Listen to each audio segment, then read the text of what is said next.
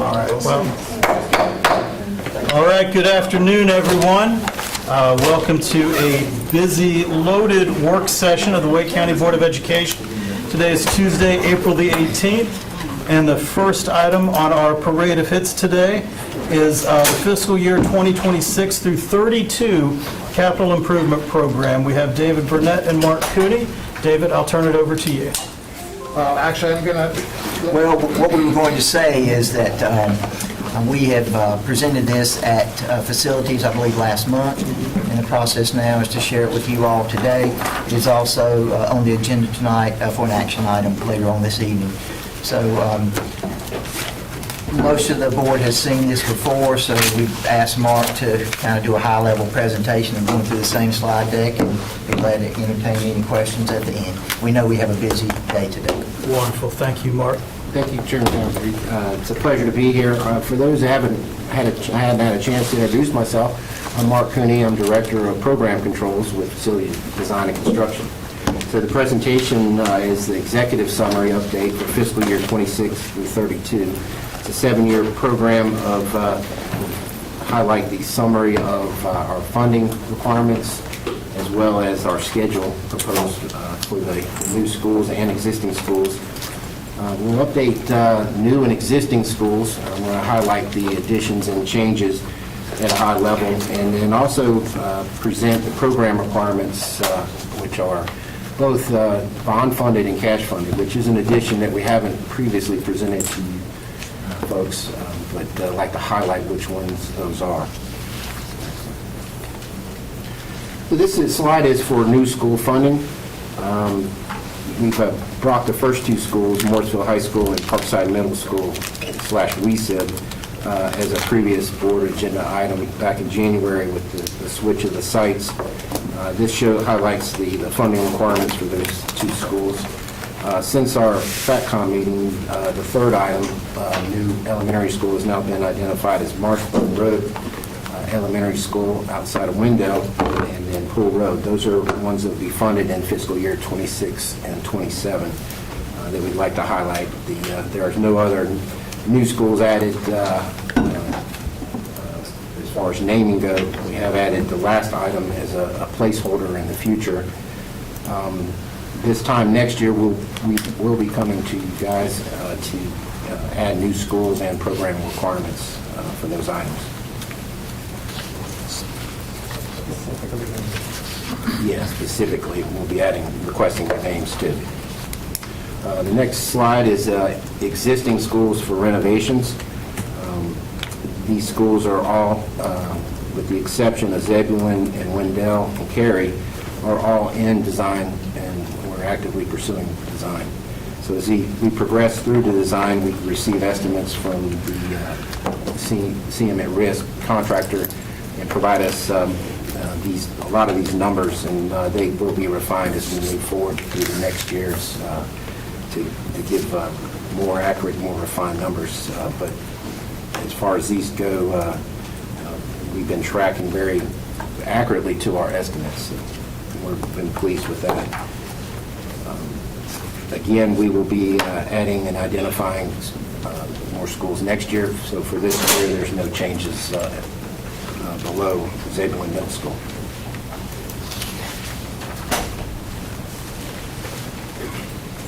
The third category is program requirements, and the last two slides, if you have any specific questions, we can identify those, what these items are, and give you some more details on them.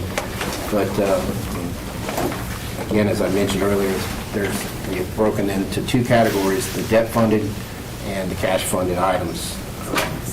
One highlight life cycle building components. I was looking back at fiscal year 22 compared to fiscal year 26 is a 58% increase in funding to that item.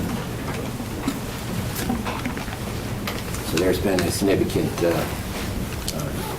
movement as far as increasing the funding on life cycle items. So this total is nearly $1.3 billion, which is focusing on the school requirements.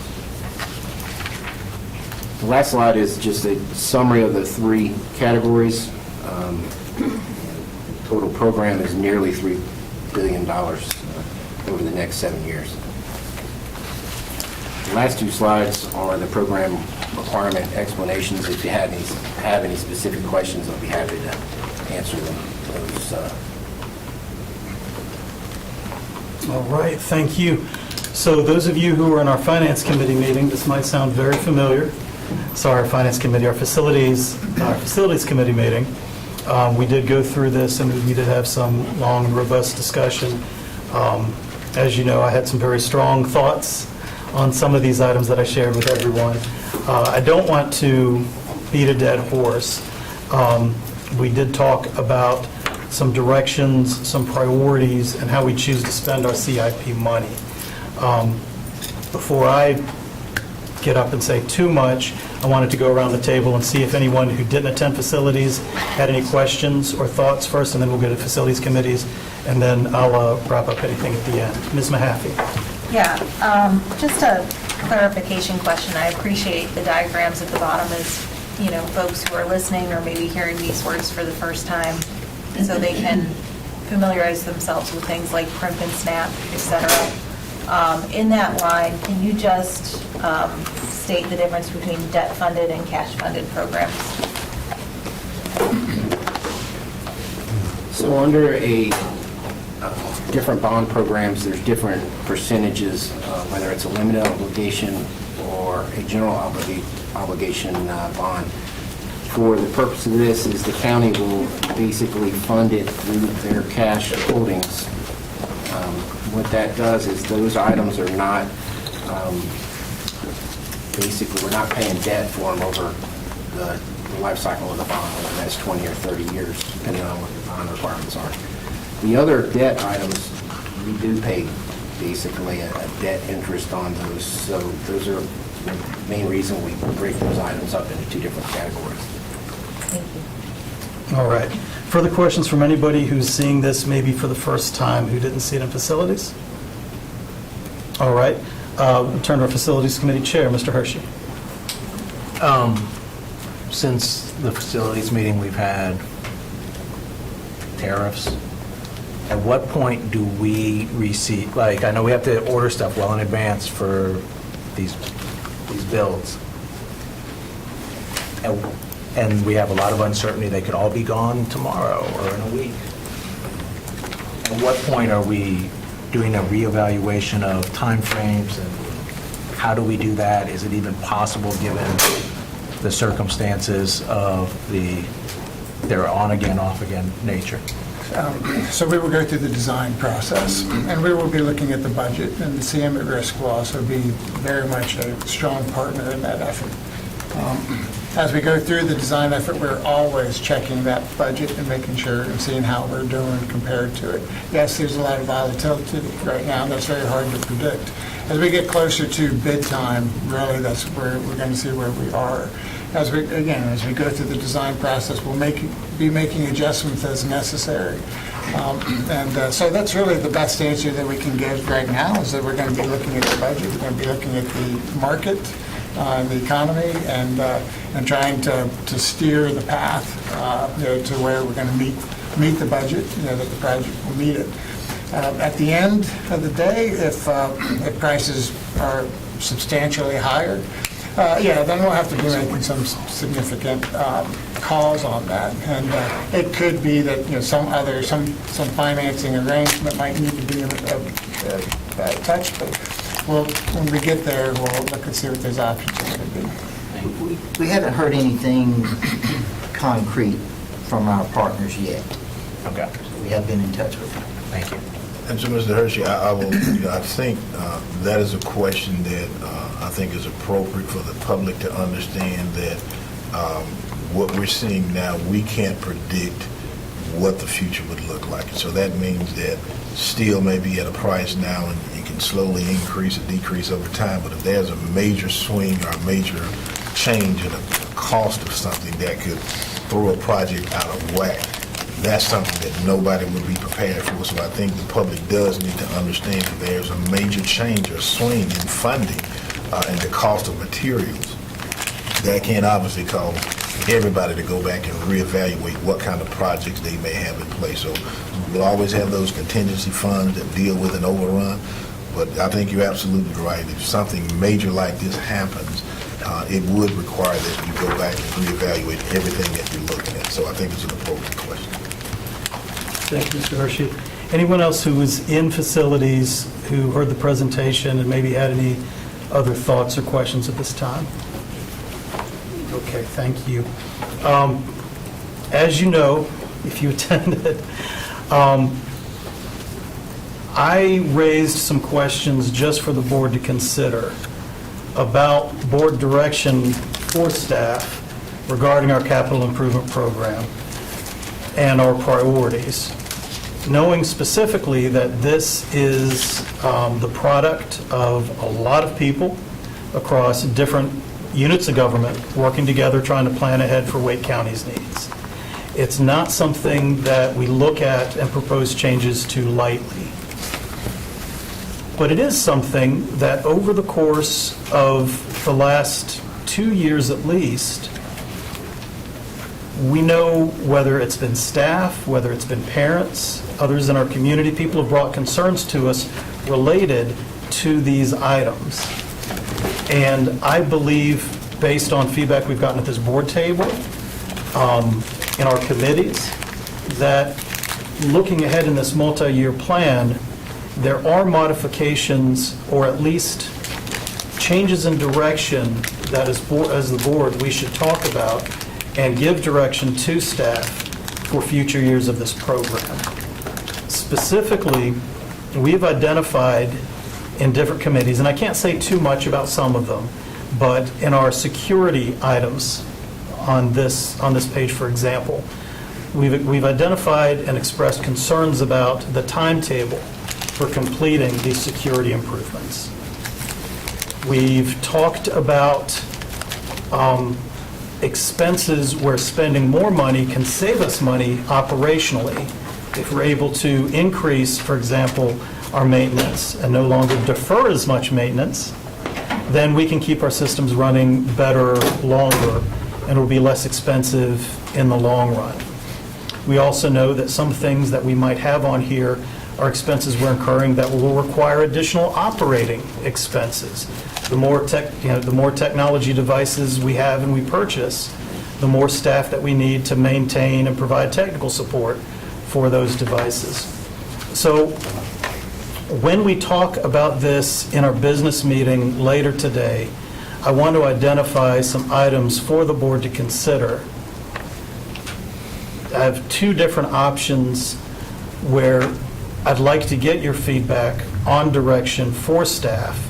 Not that we would change anything going into fiscal year 2026, but looking at 27 through 32, possibly rearranging or reprioritizing some of these items to address the important facility needs, the working conditions and learning conditions that our kids face in schools in terms of environmental impacts, looking at our mobile classrooms and trailers, and a couple other areas where we might be able, all of these items are important, but we might be able to reprioritize some things to address these urgent needs. So when you see it again in just a few short hours, I've said most of what I was going to say now, so I won't have to say it again. All right? Is there any final thoughts or any other questions anyone has about the CIP? Vice Chair Swanson? Thank you. Mine are for the next phase when we begin to name schools for the 26, for the next school, well, yeah, next year's 26. What will that process look like? I know many of us have schools that are on that list, so I want to know what is that rubric and whatnot. I know, Mr. Strickland, you and I have had many dialogue about this particular topic, so just trying to get some framework around that. It's an involved process. We have lots of seats at the table filled by various people in the district. We do have a rubric that we have been working off of that was the basis of everything that we've done to date. That was that existing conditions survey that was done in 55 schools with a square footage 30 years old or older. So that's what we've been working on. We have listened to the comments that you all have shared with us about various schools over the last year. And what I can say to you moving forward is we'll follow the same process, taking into account the information that you all have shared with us. likely next year, I know staff may not want to hear this, but there may be a few more options for you all to consider. In the past, it's been rather cut and dried for the schools that we needed to move forward with. But next year, once that group sits around the table, and that's the CIP group, that's a larger group of both Wake County staff and Wake County Public School staff. We look at the data, we visit the schools as we did last summer, and then we'll make a recommendation to you all. And again, next spring, there will be lots of recommendations. Follow up, I please. do. Thank you, Chair Harry. I know there was some discussion at the board for all of the board members to take a tour with the commissioners to see some of those schools on the list. Is that still in the work? I know. We've had some conversations about it. It's been hard to get everyone together. We have done some one-offs internally with some of our board members. They wanted to visit some of their own schools, but we'll follow back up with that with the county. I think that would, just the last comment on that, I think that would be very helpful as we begin this process so everyone can see, the shapes that some of these schools are in, so we can all make a great decision. I understand that there's a certain amount of spaces and not all of the schools can be on the list for this round, but I do think it would be helpful for us to really be able to see that and make a sound decision on that. Thank you. Thank you, Vice Chair Swanson. Ms. Rice. Thank you. In the heart of Board Member Swanson, I want to see if it's possible, can we put a SMART goal on when we say we're going to come back to see about a timeline that he just asked about? So can we get a SMART goal in place for that so that I know for my own calendar and so that I'm kind of... You mean commissioner visits? No, Or the naming?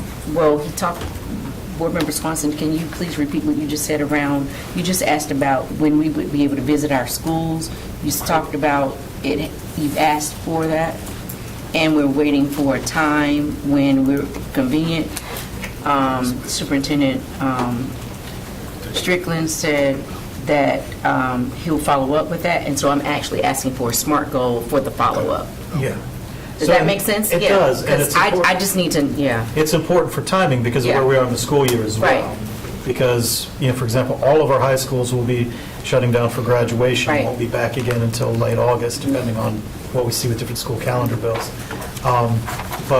So do you have an idea for a timeline or an estimate that we could shoot for? I want to make sure I'm understanding. So the schools that will be named next year that we will present will be next year at this same time.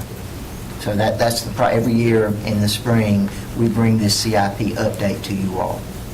So that will be coming 11 or 12 months from now. That's part of it. That's part of it. So in terms of setting up the site visits, I'll reach out to the county tomorrow. Again, we've had some preliminary discussions with them about that.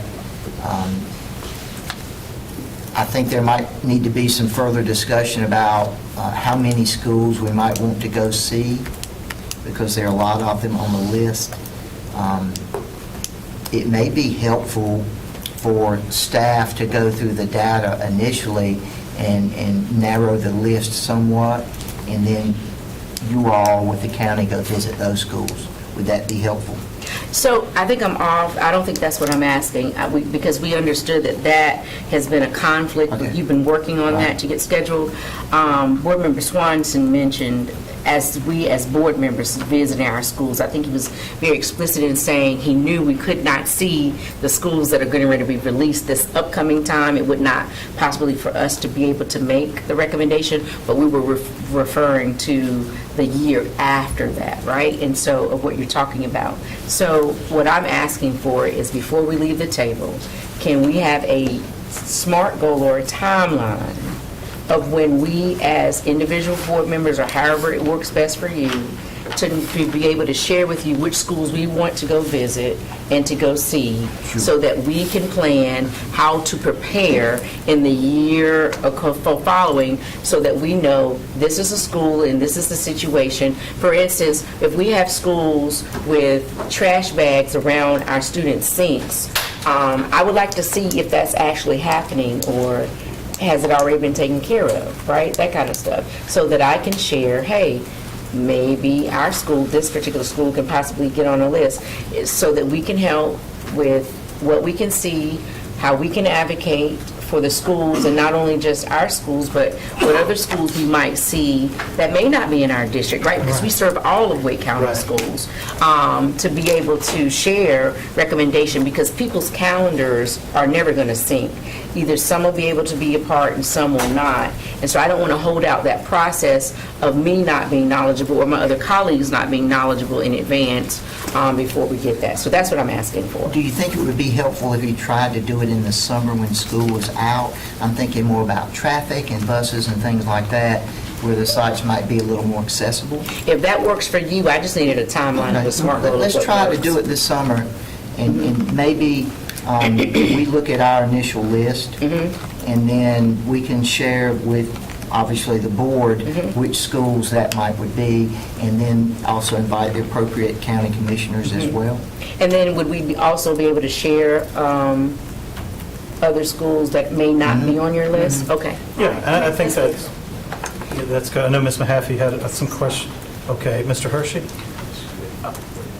No, just so Board Member Rice is aware, maybe this is a good opportunity during the small group sessions about the 20-year plan to kind of get some feedback from individual That's board great. members. That's good.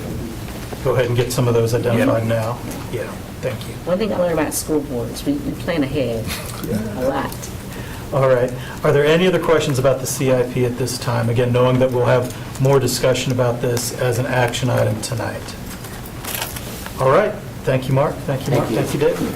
All right. The next item we have on our work session agenda is on the multi-track year-round schools facility utilization and student achievement. I know we have Mr. Carrozza, and you will have some additional folks presenting too. Let's see, Dr. Katie Rouse and Alec Estera. All right, I'll turn it over to you once we're loaded up and ready to go.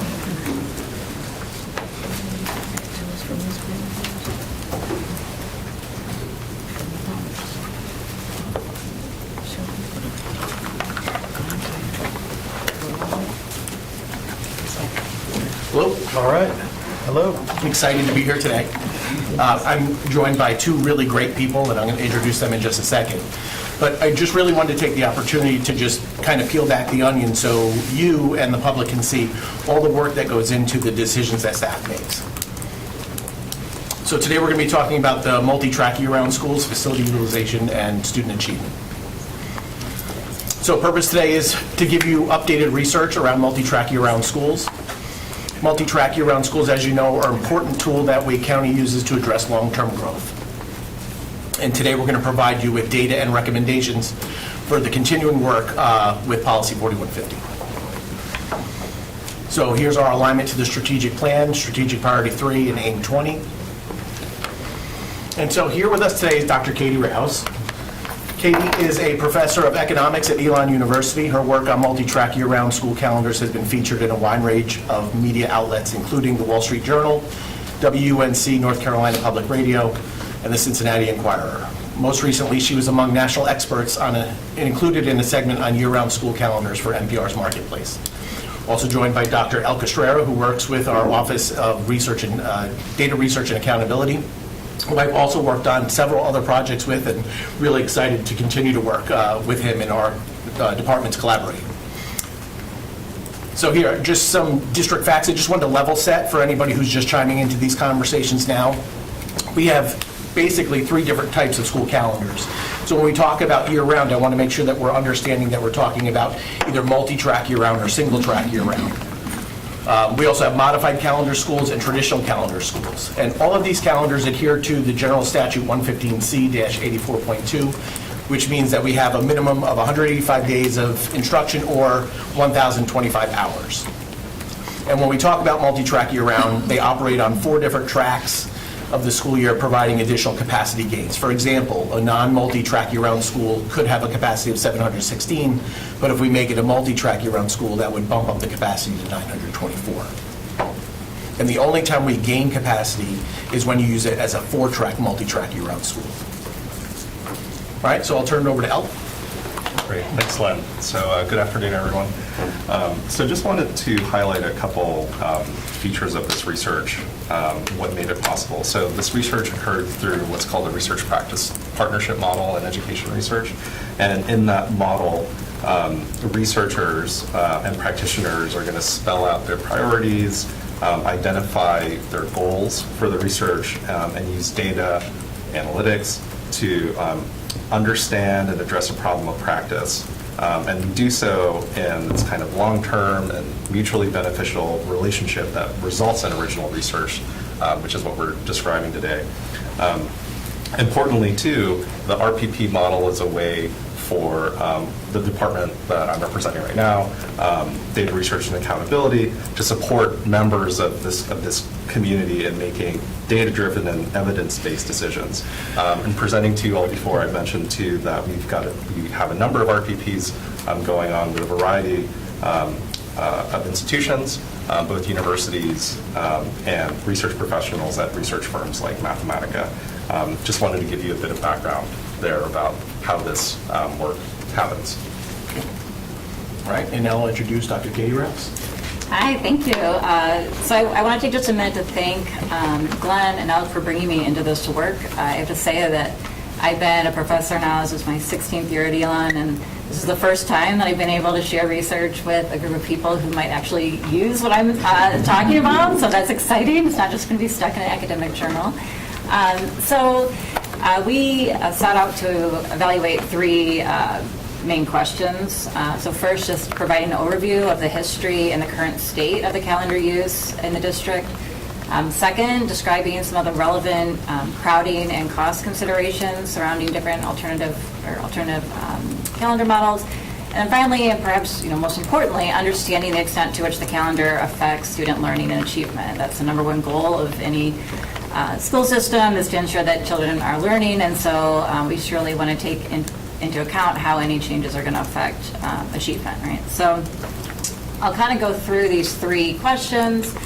The first one, Glenn hit on some of this already, and everyone in this room is probably familiar to some extent about the calendars that are currently used. They're certainly not new. They were introduced back in around 1990 in the district. A large change occurred in the 2007 and 2008 school year when the district was experiencing a lot of growth. I happened to be living here at the time. I went to UNC for my PhD, so I was living in Cary. And so this was on the news, right? It was very contentious, and this is actually why I'm here today, because I was a newly minted PhD student and saw an opportunity to research and see what effect that this change was going to have on students. So again, this calendar does not extend the school year, it just redistributes the days. You'll use a 45-15 model and use both the multi-track and the single track. So my expertise and my research is focused on the multi-track model. So that's where I'm going to focus my attention in sharing the results with you today.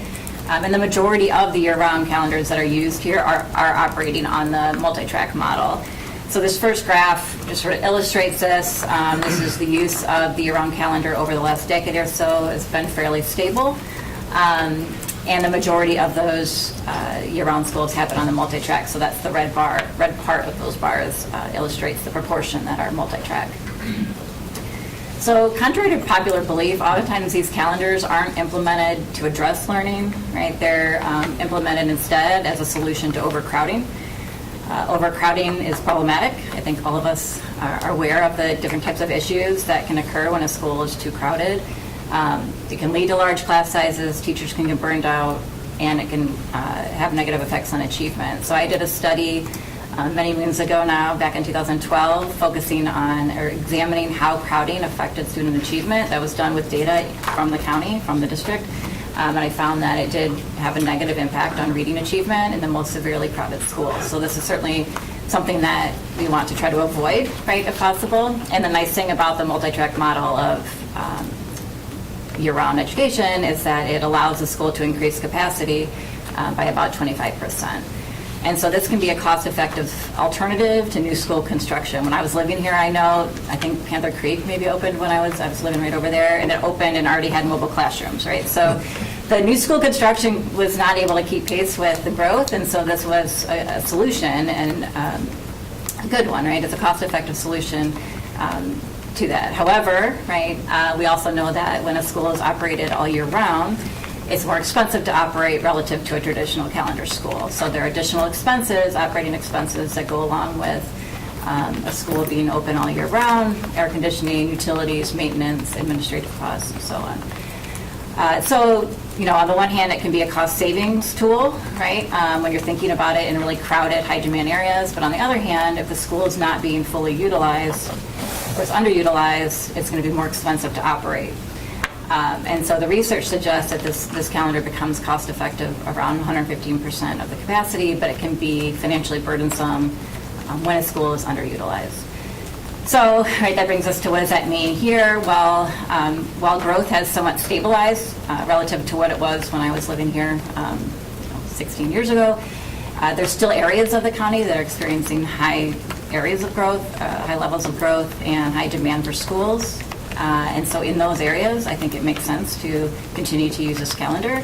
But there are other schools, and I want to show you this slide here. This picture shows the percent of schools that are currently operating on a multi-track year-round schedule that are underutilized. So I ran this two ways because there's the issue of trailers, so whether or not that's considered as part of the capacity or not, right? This is not permanent space. And so on the left-hand side, that's the proportion of schools that are underutilized when we just look at permanent space. And so obviously there's a higher proportion of those that are underutilized on the other side when we consider the additional space provided by trailers. But I think this provides an opportunity in some of these areas where the schools are underutilized to consider converting them back to a traditional calendar. You'd save some money. Of course, we don't want to make any big decisions based on cost alone to the extent that the calendars affect student achievement, right? That's an important consideration. And so that was my primary task here in terms of the new analysis, was to investigate the extent to which this calendar affects student achievement.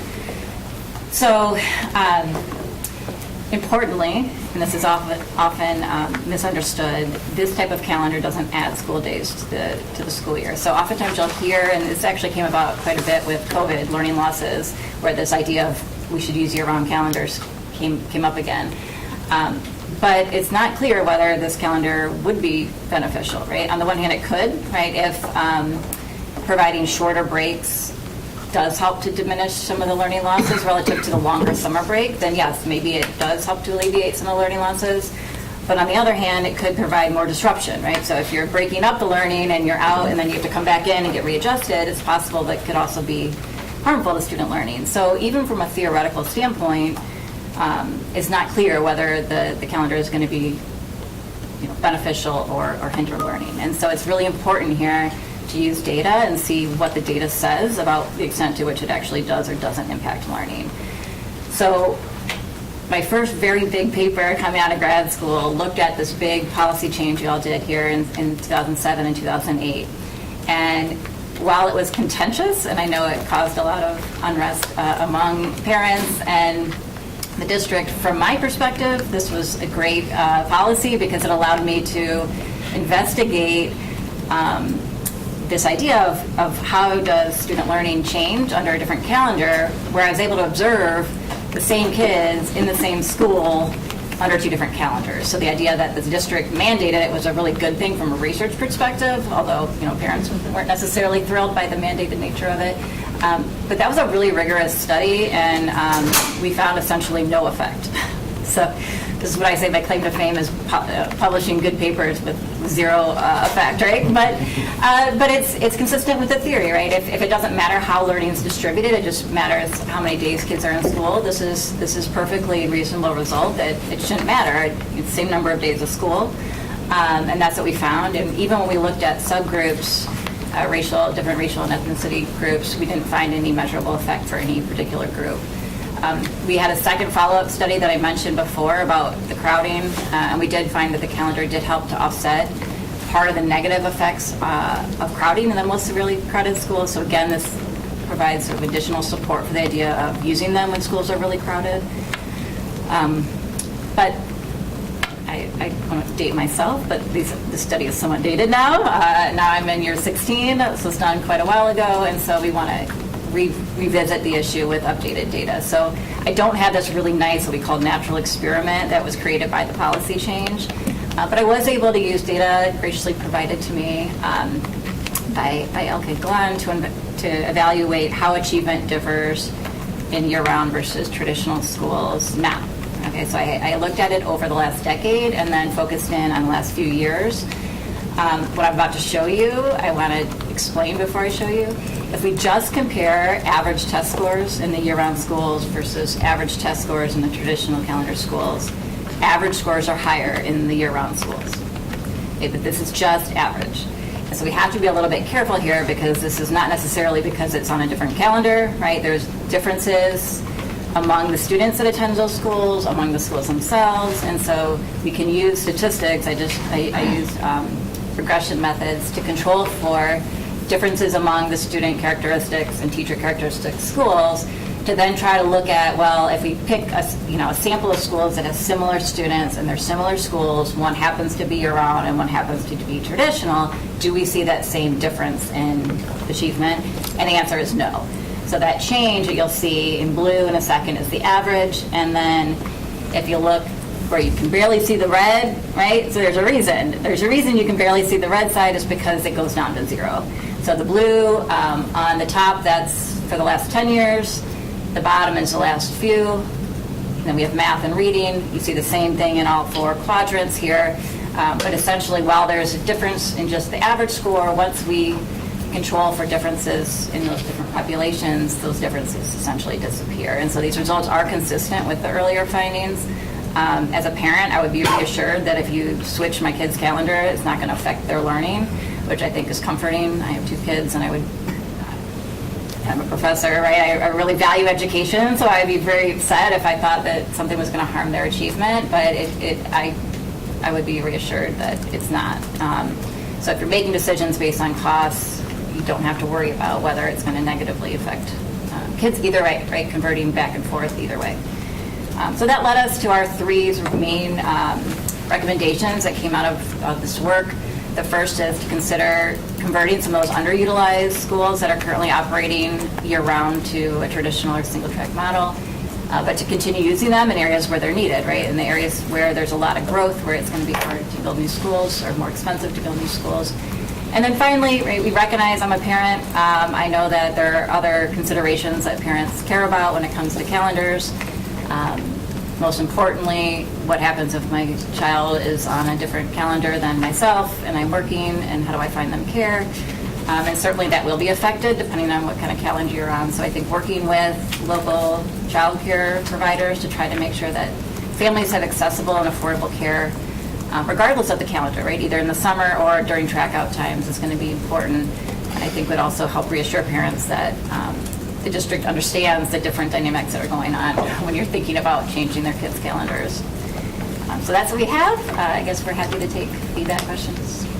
Thank you. This is a topic that we talk about from time to time, and we've been hearing, like anecdotal evidence of this for some time, but it's great to actually have you come in and be able to present it in person. I'll go around the table. Do any board members have questions about the presentation? We'll start with Ms. Evans. Thanks.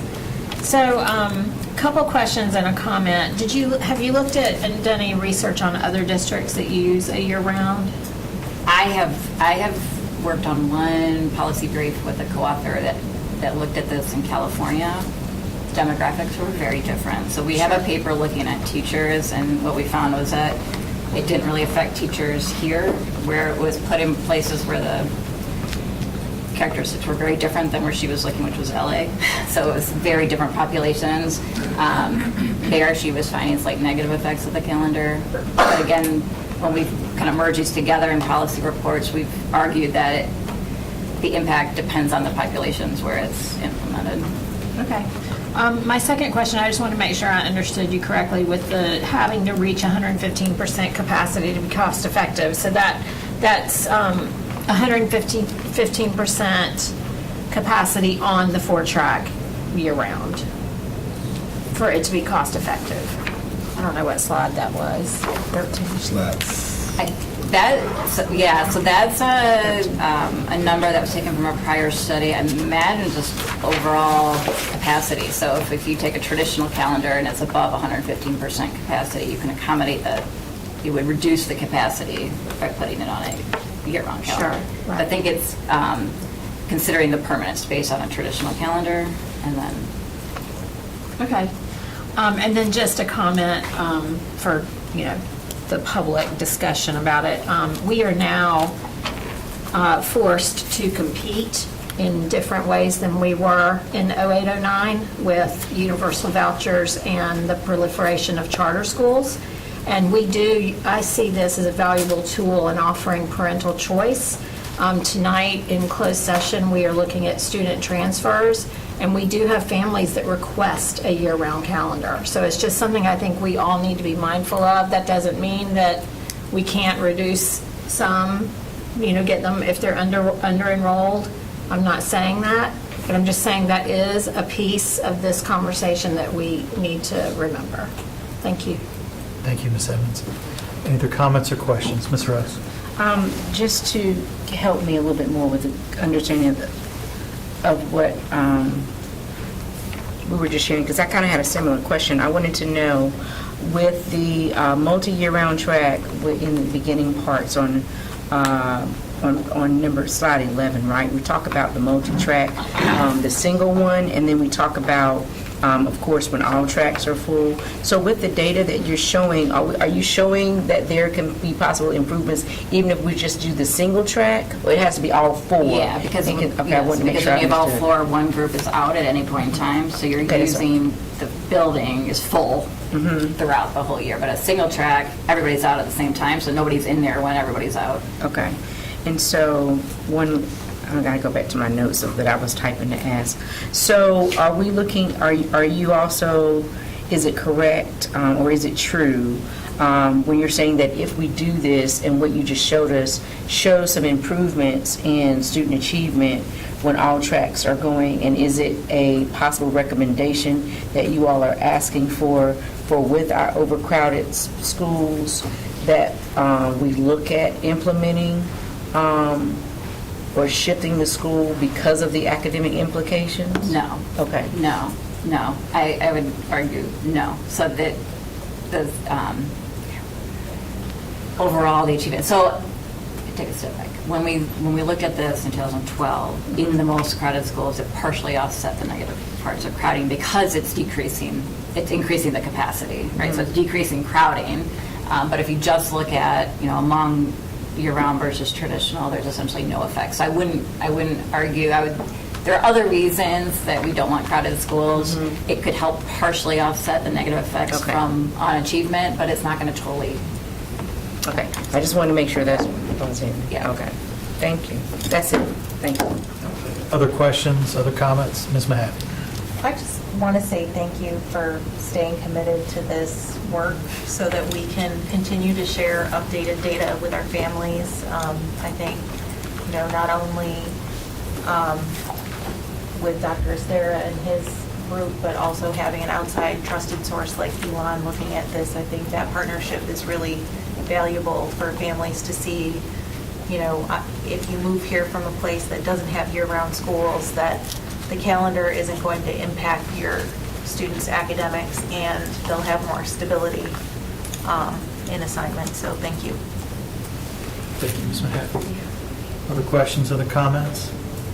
I mean, it seems to me that without any noticeable documented academic impacts, definitely without the documented benefit, we're really talking about savings in construction and capacity costs versus savings in operating costs.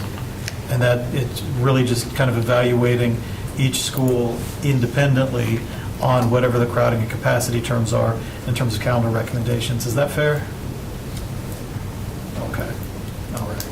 All right. Well, this has been great. Again, this is something that we have heard about, but we have not actually seen it presented and laid out so professionally before. So unless there's any other questions from the board. All right. Thank you very much. We appreciate it.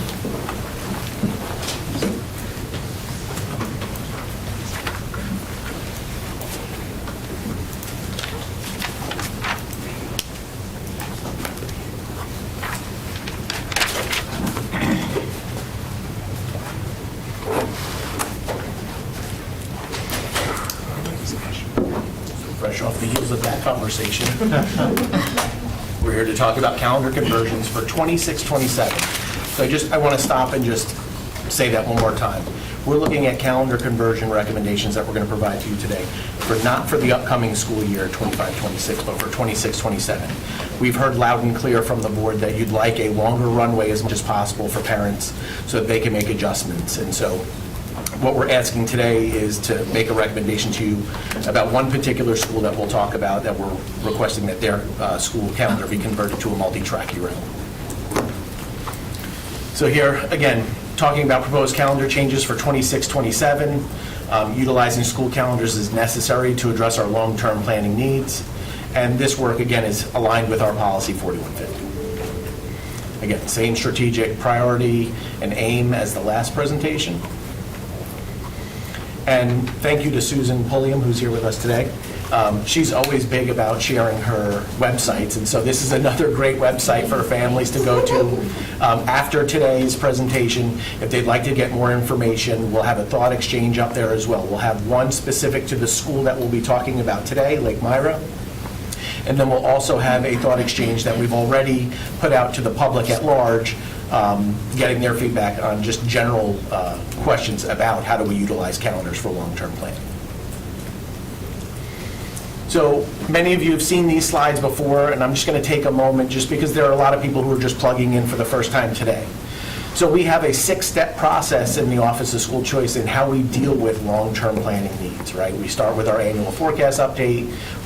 We present to you projected crowding information. We review the CIP, which is one of the things we did today. We started the annual enrollment plan. You'll have another kickoff meeting, I think, next month with Ms. Pulliam. We'll review the CAP schools, which we've already done, CAP school for the 25-26 year. And then we're here at step 6 now, addressing other school utilization concerns. And that could be many different things. So here's data and recommendations. So again, step 1, you've got your forecast. This slide, you've seen this before. This is part of what Marcella Rory used to present. This is the updated one for this current school year. The dark blue line is our projected forecast for the next 10 years. And you can see how it's changed over the last several years.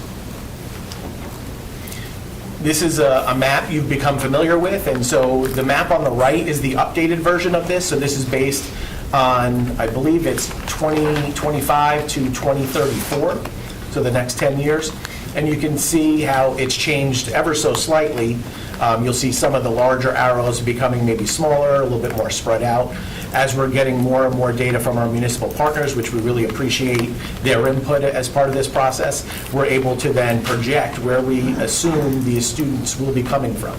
And this helps us on multiple fronts with reassignments, the capital improvement plan, renovations, and all the such. So then our second step of the process is projecting school crowding. Again, we'll have our application windows open. At that point, then once the students get settled, we'll have our projected allotments that go out for the district. And then we also have our facility utilization planning, the different changes to new schools coming online, capacity changes based on renovations that will be coming online for that next school year. And as part of the backup material today, you'll see some of that information loaded. So these are the updated projected crowding maps. Ideally, you want to be in the yellow, right? That's your 90 to 100% crowded. White or orange and red represent either underutilized or overcapacity. And this just gives you a good visual of where our current state is, where we project to be for the 25-26 school year, elementary, middle, and high. So then as part of our capital improvement plan, we identified where we're building new schools. So the schools in green are the schools that will be opening in 2025-26. Hilltop Needmore Road, which we'll be talking about this upcoming school year as part of our enrollment plan that'll be opening in 26. 2027 will be Morrisville High School. 2029 will be Weesib and Parkside Middle. 2030 will be Pool Road. And then 2031 will be Marshburn Road. I added Little Creek to this because we are talking about Eastern Wake Schools, and so I just wanted you to see that we do have a future land bank site elementary in this area as well. And so that's a visual of this particular chart that you're familiar with again. This is the capital improvement plan showing you by year which schools will be opening. You could also see that certain schools will be serving as a swing space for others. So Marshburn Road actually will be completed in 2029, and then it'll serve as a swing space for Wendell Elementary so they can get their renovation done in that time. And again, all of these are subject to change based on building timelines and whatnot, but this is where we're projecting moving forward. And then, as part of the capital improvement plan, we also have renovation projects. Sometimes we're able to renovate schools and increase our capacity, or maintain the current capacity and just upgrade the facility. And so I just wanted to give you a visual, and then the next slide will spell it out in a chart form again, of where we have renovation projects that are included in the current CIP. So these are projects that have been named already. Okay? And so as you can see, some of those in the eastern area, you've got Lockhart, Wendell Elementary, and Zebulon Middle School. And again, there's the chart for those. So then, very shortly, Susan will be coming to you and talking about the annual enrollment plan, the kickoff. She did an initial discussion. She'll have another one with you in May. And then that starts our information that we kick off to the public. We've reviewed all of these different data sets. We've made these decisions not in a silo. We've taken all these data points. We've tried to figure out what's the least impactful way for families to enjoy our great schools. And so what are we going to do to address those long-term capacity needs? Part of that is CAP schools, and we've tried to do a better job each year of reducing this CAP school list, mostly because the transportation that's associated with it is becoming harder and harder to provide, and so it's starting to impact our other schools. So as we can, with regards to the capital improvement plan, whether it's new schools or renovations, whether it's calendar conversions, which we'll be talking about now, whether it's reassignments, what are some ways that we can try to reduce the number of capped or overcrowded schools? And again, I mean, these are things that are out of our control when you're talking about building, because we are at the will of our municipal partners who have the authority to build and continue to build. Some of our partners are really good about seeking our input before they approve plans, and we continue to urge them to continue that process. We're really thankful for that, that opportunity. But until we are able to have a more solidified effort, we're still going to be in this situation where we're constantly playing catch up to the growth in our area. So here, we're in step 6. We're mostly at steps 4 and 5 of this right now. But again, like, as I've said, we've reviewed CAP schools. We identify which schools are not in the CIP. We identify schools that are not operating on a multi-track year-round calendar, but have long-term crowding concerns, which is something we'll talk about today. I think if you remember Pine Hollow Middle and Rollsville Middle, that's step number 3, where we looked at year-round schools that do not have future long-term crowding concerns, and we've made recommendations in the past to convert them from multi-track to traditional calendar. And then as part of those processes, we'll reach out to families, we'll host engagement sessions, we'll do a thought exchange, we can do some public feedback, virtual sessions or face-to-face, whatever the board wishes, and then we'll make recommendations to the board based on all of that feedback. And so we do have a thought exchange out already. It's a general one for the public, and I just wanted to give you a little bit of information based on that. This is hot off the press, so I got it as of this morning. This, it's a district-wide thought exchange. We asked them for, where are you responding from, so which part of the county. So I did take the eastern part of the county's responses, so it's Knightdale, Eastern Wade, Wendell, Zebulon respondents. We had 67 respondents from this particular area that generated 41 thoughts. There were 569 ratings. Okay, and the alignment was medium, which is a promising response from that, because that means where you see low means you have extremes, right? People for it and people against it. Medium means they're a little bit more in the middle. They're a little bit more aligned. Not completely aligned, but a little bit more aligned in their thoughts. The AI summary, I'll just read it for you. Respondents emphasized the need for educating families on the benefits of year-round calendars, maintaining consistent teacher workdays, and considering childcare logistics. Concerns included the impacts on students' routines, the need for smaller class sizes, and the importance of aligning school calendars within families. Many preferred traditional calendars for ease of planning and consistency, while others highlighted the benefits of year-round schedules in reducing burnout and learning loss. Cost efficiency, transportation, and the availability of track-out camps were also significant factors. Some suggested using evidence-based data to guide decisions and considering modified calendars to balance breaks throughout the year. So again, these are parents' thoughts. So based on the information we just shared to you, you can see there are some conflicts between what the data tells you and what parents feel. Okay, so I wanted to share that with you today. But I did think it was really important, and I didn't plan this. It's, when you look at the last sentence, some suggested using evidence-based data to guide decisions. And that's why we wanted to bring to you that presentation previously, because our main business is teaching kids, right? And so we wanted to make sure that whatever decisions we make, we are not purposefully hurting their student achievement. And so that's why we brought Dr. Katie Rouse to meet with you today. So some of the top topics or comments that were rated. Breaks are needed for students and teachers to prevent burnout and student loss. And learning loss, sorry. Staff and students stay healthier when they have regular breaks. Sister schools are aligned on the same track. I'm thinking that's elementary and middle school feeders when they say sister schools, because it wouldn't make sense if you had two schools on the same track.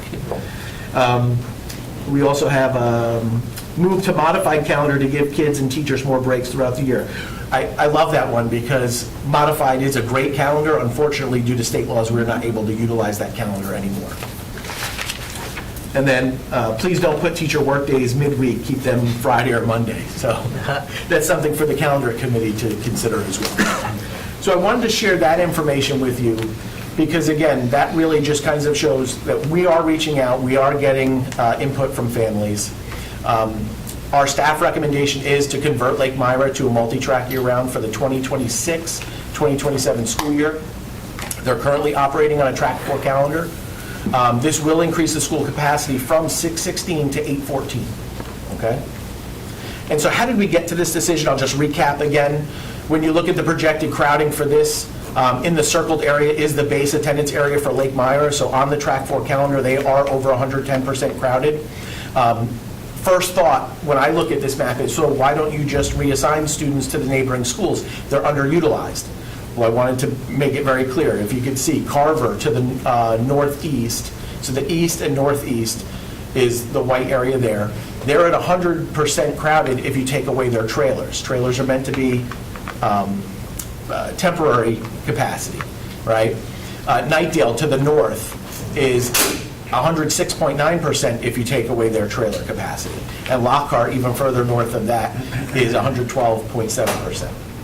And so while we do have some seats available in the temporary classrooms, I also want to go back and make you look at the map of the arrows. This area is a very high growth area, so any seats we have available today, even in our temporary classrooms, will be taken with the growth that's coming to this area. And so that would naturally, this would have been, hey, look, let's reassign instead of trying to convert a calendar.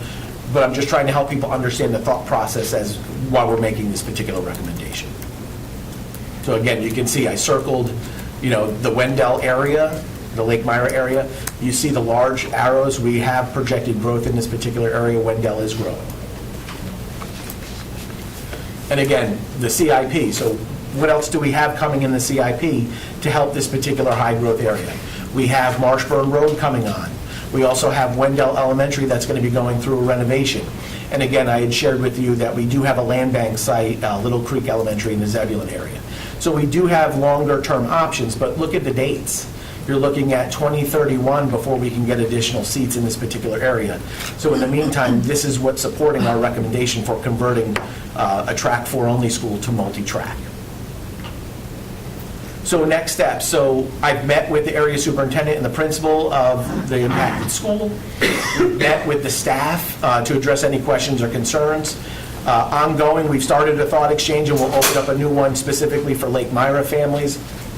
If you feel it's necessary, we can do a virtual public engagement session. So far, the feedback we've gotten online, again, you can see is in support and understanding of the why. And I'm hoping that this presentation will help solidify that as well with some data. But anything else you think we need to do in order to get feedback from parents so that you can make a decision, we will certainly do. and then I'll open up to questions. Thank you, Mr. President. Let me start off and just ask, the middle schools that students progress to from Lake Myra, what does that look like? in Wendell terms of Middle School, and it is on the traditional calendar. So they already have a mismatch feeder when it comes to elementary and middle. However, they do have 6-12 alignment with their high school. They're both on the traditional calendar. Okay, thank you. Questions? Dr. Ng? Thank you. Has there been any kind of thoughts about talking to the community regarding, like the needs for after-school care? I'm so glad you brought that up. Because of the change will require some changes in the parents, needing after-school care and all that stuff. Yep, and part of the last presentation we just had was a recommendation to do such. And I've already reached out to staff members from the town of Wendell. We're planning a meeting. And I just started collecting names of who to invite to this particular meeting. And then also I've already reached out to members of the community in Zebulon. And so we'll be trying to bring everybody together with our child care partners that historically have helped our students and our communities, their Parks and Recs department. So we'll bring a lot of these people together for a discussion to let them know, because as you see the growth coming in the Wendell-Zebulon area, there will be a need for multi-track year-round schools. And so we will be starting these conversations to help them start to plan ahead for having affordable care in these areas for their families. Thank you. All right, further questions about calendar conversion? Mr. President, I know that we have some other elementary schools that are on a year-round calendar, and when we have these conversations, we get a lot of questions as board members in terms of, what will happen to, say, Sycamore Creek Elementary that just had the middle school change, and some others. Is this the only conversion that you're recommending for this year, for this upcoming 26-27 year? And do parents at other schools, can they take any sort of, can they take it to the bank that there won't be a calendar conversion before that? So this is the only planned recommendation we have for the 26-27 school year, unless the board directs us to do otherwise. Okay. Shortly thereafter, we're going to start doing more outreach to families in particular areas, because we do have some schools that we'd like to talk to about potential conversions for 27, 28, and beyond. Thinking that if we start these conversations early enough, that will satisfy your need for letting parents know in ample amount of time. Some of these conversions will be a traditional to a multi-track to traditional, track 4 to multi-track, track 4 to traditional. We'll look at them. We're trying to be a little bit more strategic and aligned with the recommendations that we'll make, trying to align them with the annual enrollment plan as well. So if there's any adjustments to feeder patterns we'll need to make as well, we can certainly align those. But definitely, you will see ones coming probably next spring for the 27-28 school year. Okay. Thank you.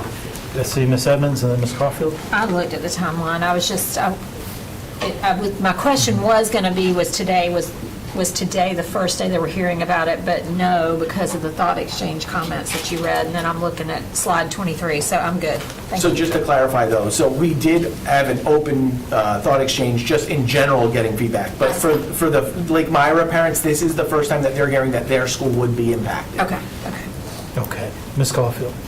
I just wanted to ask about the feeder is Wendell Middle School, so that's traditional. Correct. And how much of the community has responded back about that being, or what kind of impact that would have for them? I remember in another meeting that we had, they said that elementary and middle school really more aligned than middle school and high school. So how does this affect that area if their option is only traditional and middle? So as long as the school has been open, I don't have it off the top of my head of when Lake Myra opened, but as long as it has been open, it's either been multi-track or single-track, and it's always fed to Wendell Middle School, which has been traditional. So they've historically always had a mismatch feeder pattern. We haven't heard a lot from parents. Some staff members, when I went to meet with them, did talk about, what do we do if the children are on multi-track and they want their siblings to be on multi-track for middle school. While we don't have any calendar options where we provide district transportation, families are welcome to apply to multi-track year-round schools. They would just have to provide their own transportation if approved by staff per policy 4150. And if I could just follow up, what is the capacity at the middle school? Because we have a lot of growth going there, so I'm just wondering what our numbers are. 936. 936? Yeah, it's at 770 right now. Okay. Thank you. All right, further questions? All right, so, Mr. Carrizo, will this be something that comes to the board for a vote, or is this just for information? So that's, we will need a board vote. Now the question is when. We can bring it in 2 weeks. If you feel like there's enough information and you've got enough to make a decision, I am keeping the thought exchange open till the 18th as of right now, so we can provide you some input then. If you'd like to do it at a later date, we can do that as well. Ms. Mahaffey, did you have a recommendation? Yeah, if this is the first time that Lake Myra parents are hearing that Lake Myra is specifically on that list, I think to keep it more open, I know you said there was a possibility of a virtual public session. I know that that is more work for your staff, but I think would be greatly appreciated by families, just so they can hear directly from staff as to the why that we heard today. And so I think, you know, if I don't want to throw dates out there, but like September might be enough time for families to wrap their head around it, and then they have a full, I'm looking at Ms. Pulliam. Yeah. I need to know before September so we can know we have to include any other recommendations. I see, okay. All right. Well, I will rely on, What about the more than first 2 meeting in weeks June? and before September, What about the so. first meeting in June would give you 30 calendar days plus? Yes. To get feedback and have a virtual. I'm now looking at Susan to make sure that that'll work. I was trying to. We'll shoot for the first meeting in June then. So feeling around the board, that's a good, all right. I think that's a good Is proposal. that unless- adding Zoom, or is that just the thought exchange? That would add the virtual public session. Yeah, we would do a virtual meeting as well. Ms. Pullum, did you have additional? And just for context, because this area is experiencing high growth, we've had separate long-range planning discussions with this community already, and there's other thought exchanges going on, and I can report on that in June, which are saying the same thing, that largely, we understand we're growing, we feel like Lake Myra going multi-track isn't a huge surprise. We do have other concerns about childcare, track out camp, and calendar alignment. Those certainly are not going away. There's multiple fronts where the conversation's been going on in the community. But not this specific recommendation being heard, so I agree that some specific touch points on this recommendation are important. So just for clarification, I'm assuming you don't need this as a board work session item. Do you want us to just bring it as an action item to the board, so this way we can share any updated data at the podium and then you can vote? Or do you feel like you'd have a longer discussion about it in work session and then as a consent item? Whichever you'd like to do, just let us know.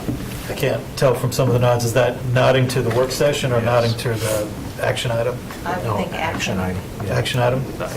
And just discuss it at the podium? All right, thank you so Okay, much. Great, thank you. All right, thank you, Mr. Carrozza. So now we turn to the proposed 2025 budget work session. All of you have had opportunities to submit questions to Ms. Kimsey and her team. You will see in the meeting materials for today answers to many of those questions if you haven't had an opportunity to review those before now. Ms. Posey, Ms. Kimsey, and I don't know if anyone else will be joining you, can lead us through the presentation. I had not planned on being up here, but We appreciate those flexibility. you gotta, bob and weave, pivot when you can. Well, good afternoon, Chair Haggerty and members of the board, and Superintendent Dr. Taylor. Got that pulled up, all right. So on March 18th, you received Dr. Taylor's superintendent's proposed budget, and then on March 25th, we had a follow-up and just shared from respective chiefs the plan with the purpose of repurposing dollars to balance the budget. And so since then, you've had an opportunity to review the superintendent's proposed budget, send in questions to Ms. Kimsey, and today we're going to go over those questions and respond. And so we have our chiefs here to respond for their respective areas, and I guess I'll handle some of the hot topic demo questions. All right. All right, thank you, Ms. Posey. Ms. Kimsey. We'll just go through the questions. The first one was a question about if there's a senior administrator in human resources for each region that would align with the area superintendents, and we do have that. So there is a senior administrator of staffing for each of the 9 areas of the county.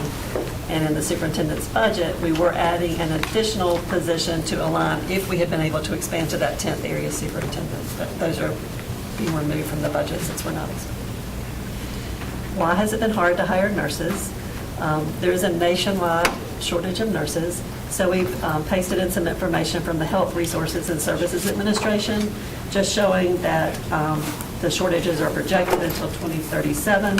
The demand for licensed practical and vocational nurses is projected to grow faster than the supply. The supply of nurse practitioners is projected to exceed demand over the projection period, but the distribution is the most important issue there. The third question was about restructuring, how the vaping settlement funds will be used. And staff will provide an update to the board on the planned utilization of the settlement funds for anti-vaping initiatives. Then there were several questions about concerns to the adjustments for maintenance and operations. So we were providing more details broken down by the different areas within the maintenance budget. And just as context, the total budget for custodial services is about $46 million. The total budget for maintenance is about $45 million. And the total budget for utilities is about $39 million. So the sum of all those is about $131 to $132 million. And that just gives you a context for the total that these cuts would be, these adjustments would be against. So the recommendation in the superintendent's budget is to adjust custodial by $850,000. The impact would be reduced or no high dusting, areas and buildings higher than 6 feet, no power washing sidewalks, awnings, school signs, or other exterior areas, eliminate all non-routine services, no contracted subs during the day to cover absences, and no supplemental help for floor cleaning and waxing. The adjustment of $250,000 for regional maintenance, the impact would be to eliminate or reduce floor or carpet replacements or changes requested by schools. Repairs would be done, but few replacements. No painting except where related to follow-up repairs for maintenance work. Adjustment of $180,000 for energy and physical plant. That would eliminate contracted preventive maintenance for boilers and utilize maintenance and operations staff for the work. And an adjustment of $180,000 for grounds maintenance. That would eliminate mulching services, both contracted and in-house efforts. No support for athletic fields, overseeding or aeration, reduction in pruning or replacing plants. Can there be another option for the reduction? Other options will have a substantial negative impact on basic day-to-day cleaning and upkeep of schools. The next question was about grounds maintenance, and does that include playgrounds? There is limited funding for playgrounds in the maintenance budget. However, a number of repair, refurbishment, or replacement projects are planned using our building program capital improvement funds. How do the reductions impact custodial services? Basic cleaning will continue to be the priority at all of our sites. Schools will not receive supplemental help with floor waxing, buffing, or carpet extraction, or with staff members absent or out. This is a shift to another question. The board members asked, fellow board members, if you should consider limiting out-of-state travel in an effort to create savings. So restricting use of the board's budget for out-of-state travel is the decision the board could make. The board's current budget for workshop expenses is $24,000. At this time, about half, 56% of the current year budget has been spent or is encumbered to be utilized. There was a question about if there's an overlap of our priority high schools funds that are included in the superintendent's budget and support for our restart schools.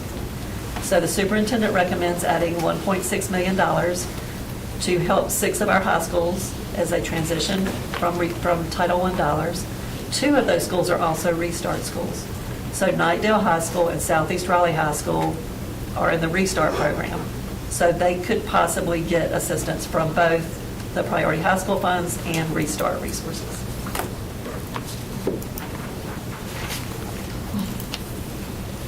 The next question was sharing the impact of the assistant principal formula change on our schools.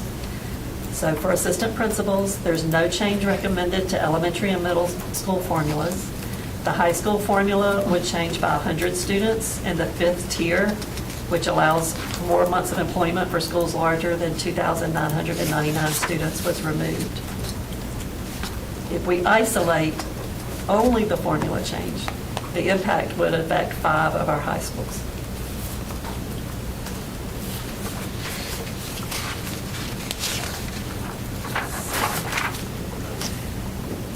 What is the revised formula for counselors? So again, there's no change for the formula for our elementary schools.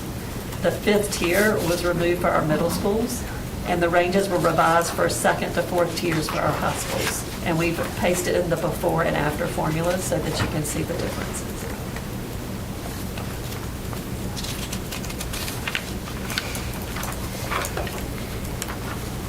Question 11, if we're unable to adequately fill behavioral health support positions, can we remove vacancies and improve salaries? Again, just to give you context, for behavioral health support positions, we have a very high fill rate for counselors and social workers. We're at 99.26% for our counselors and 98.65% for our social workers. So that's not an area where we have concern with a great number of vacancies. Psychologists is a little bit lower. Our fill rate's 92.06%. So it's important to keep in mind that underlying the operating budget, we already assume vacancies throughout the district. We've talked about that several times. If the actual overall vacancy rate exceeds the number of estimated vacancies, then lapse salaries do occur and transfer to savings. But given the fact that our overall fill rates are high and we're not realizing material lapse salaries, eliminating vacant positions does not directly translate into savings in a dollar-to-dollar manner. There was a question that if in the superintendent's budget, we decreased the recommended increase of supplement from a 3% to 1.5%, would that cover the cost to possibly reinstate the reduction that was recommended for dental? So the superintendent's budget recommends the local supplement increase by 3%, aligning with what we think the legislature might do for base pay, which is an increase of $5.7 million. It also recommends, if the board's budget recommended a 1.5%, that figure would change to $2.8 million. And that would be sufficient to reinstate the adjustment to dental because that was $2.5 million.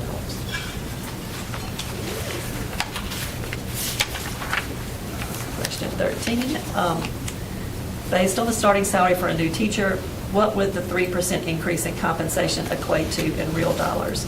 So if we look at an entry-level teacher on step 0, that increase of 3% would equate to about $1,450 over the 10 months. And just for comparison, the Consumer Price Index has averaged 2.8%.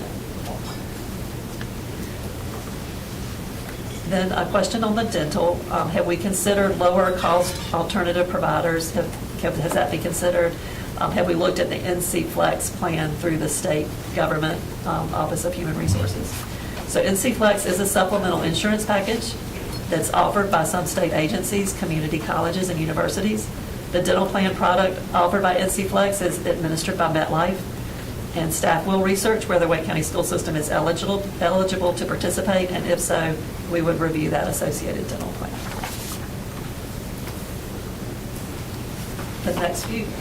The next question with several parts is more concerned about the dental insurance adjustment. Could there be a sliding scale? A sliding scale based on employee salary level is being looked into. The sliding scale model currently under review by the state health plan has 4 different annual salary tiers, under $40,000, $40,000 to $65,000, $65,000 to $100,000, and over $100,000. So any sliding scale would comply with federal and state law requirements.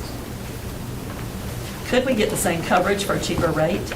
An RFP was released and awarded to our third-party administrator to oversee the self-insured dental plan through 2026 based on the most cost-effective and efficient plan options. Our self-insured plan has proven to be more cost-effective than PPO plans with flexible options to customize the plan benefits for staff. Are there other options for reduction to replace this? We are recommending these changes, but we are not recommending these changes, but some examples would be things that could be looked at that are in the budget. Permitting the lapse salaries to be used for our restart programs, that adjustment to $5 million is not something that's legislatively required, so that's something that could be looked at. The increase of 3% for the supplement is also something that could be looked at. Additional reductions would require further analysis and adjustments of formulas and staffing, and reductions in non-personnel. So again, we aren't recommending those two, but those are two things in the budget that could be looked at. The next question is, the superintendent has advertised for a senior level ombuds position, which has never been filled. Has that position been eliminated, or is it still funded in the budget? That position was repurposed to support funding for a 10th area superintendent. So that position is no longer in our budget as an ombuds. All the positions associated now with the 10th area superintendent that we were hoping to expand to are now a component of strategic repurposing in the superintendent's budget. So none of those would be in the budget. There's been some discussion about whether the new sustainability policy would require the creation of a sustainability coordinator. Has that been created? The position of sustainability coordinator has been created and approved and is proposed to be funded out of our building program, the capital improvements plan. So it's not part of the operating budget. And then the last question we had that had been submitted or was from our last session, what do the reductions in supplies and materials for chief of schools look like? Would that impact marketing costs for our magnet program and provide examples that could affect schools? So the Office of Magnet and Curriculum Enhancement has made their reductions. They would not negatively impact magnet school programming, school staff professional learning, staff student supplies and materials, nor the marketing for magnet and recruitment. The identified reductions will occur in central line items such as office supplies, equipment, and contracted services. All right, those were all of the submitted questions. Of course, we're free to ask any question that does come up. Mr. Swanson, as Vice Chair Swanson, as also the Budget Committee Chair, do you have any remarks about schedule or timeline or how we're going to proceed? I will defer to Chief Nieder and the finance team. I know hopefully at the upcoming finance meeting, we'll be able to really take a deeper dive and start looking at some options, because I know our time is coming to an end with this budget process. And so what I mean coming to an end, we have to meet that May 15th deadline. So just make sure that we're still able to walk through the process, lay out questions, and then start really looking at options of what may need to be added, what may need to be removed to accommodate some of the pieces that we're hearing from the public. Great, thank you. Going around the table, questions about the presentation or other budget questions. We'll start with Ms. Edmonds. Thank you. So I think we're all kind of alarmed when we hear that we're not going to have a sub when a custodian is out. Is that what we're saying? Yes. So, They can move people from other schools as needed. That was an area we felt like we could. I mean, I'm just thinking about, as you can imagine, teachers, principals, other staff being asked to, I mean, it's one thing to clean up, if a child has an accident, it's another to clean something up that might be more major, like anyway. Our schools have one person during the day, and the majority of the cleaning takes place at night. There might be opportunities if the day person is out, we may could shift someone from the night to come in during the day. We've discussed that. Okay, so I meant not general cleaning, but something that occurs. We, don't want to burden teachers and principals with that. So that was alarming to me. And then my other question, if I may. Please. Ms. Kimsey, you said you were talking about the APs. Yes. And you said, to be blunt, I didn't understand what you meant. You said that if we implement only the formula change, that it would impact 5 high schools? Yes. As opposed to what? Like, if you say, if we implement only, I didn't understand what you meant. When we calculate the impact of changing the formula, we looked at next year's projected student counts for our high schools. So we assumed that that's just the number we have in students. We looked at using that number for the current formula and for the new formula. And the difference impacts 5 schools. What really happens going into next year is the current formula using this year's student counts, as a principal is looking at the change from one year to the next. It's looking at any growth or decrease in number of students from year to year. So when they look at their allotments, it's a combination of that new formula on next year's students compared to this year's formula with this year's number of students. So I was trying to say to isolate down only what the formula is doing, not changes in students from site to site next year. The formula change really only impacts 5 schools. Yeah. Does that help? Yes. You look like you wanted to add No, something. if you got it, I'll be quiet. Any follow-up, Ms. Evans? No, thank you. Okay, thank you. Vice Chair Swanson? Thank you. And thank you all for presenting these questions to us. I also want to thank Chief Luton and her team for putting together an avenue and a vehicle for staff to share their concerns regarding the budget, which has been helpful for us as well. So thanks to your team and to you, Ms. Kimsey, and your team. So my question was about, I wanted to follow up with the question was about the 1.5 being, 3% being reduced to 1.5 to cover the dental. I know we have some staff that are on local dollars, and I know we try to accommodate whenever the state increases to match those folks. So if the state was to give a 3% and we do not do the 3% to cover the dental, would that be a disadvantage for those staff? Like, could you dive into that a little bit more? Right. In that particular answer, we were looking only at the supplement piece. So the 3% the legislature might approve, that we're guessing. I mean, if that came true, the base budget for teachers, regardless of which fund, that would be applied. This is where the superintendent's budget recommended adjusting the supplementary pay flat dollars by 3% to align with what the state might do. You do have the ability to change that, not do it at all, or do a different percent, or whatever the board might want to do. So that, if I could give maybe an apples and apples example, regardless of the basis of an employee's funding, let's say we have a central office employee and their annual salary is $50,000 a year, and regardless of funding source, and the state says we're doing a 3% increase, that $50,000 a year central office employee would receive a 3% increase, or I believe that works out to $1,500 a year. The teacher, who maybe make a total of $50,000, a piece of that is supplement, though. Let's say $42,000 is base pay and $8,000 is supplement. If the board chose to not apply an increase on the supplement, regardless of base funding source, that teacher would get a 3% increase on the $42,000, but not a 3% increase on the $8,000. So overall, both $50,000, but the actual percent here would be 3%. Here would be a little bit less than 3%. Follow-up, Vice Chair Swanson? So thank you. So essentially, trying to cut costs well, I shouldn't say cut costs, trying to find ways to cover the dental, it's still not a win-win situation.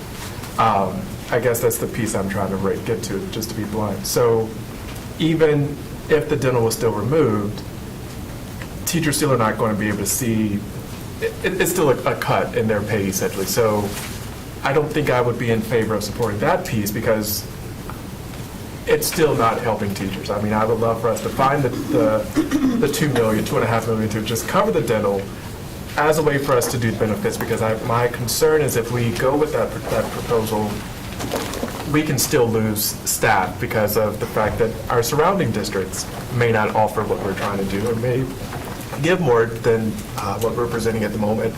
So I just, yeah, that's just not a scenario that I'm confident in, so thank you. Thank you, Vice Chair Swanson. Mr. Hershey?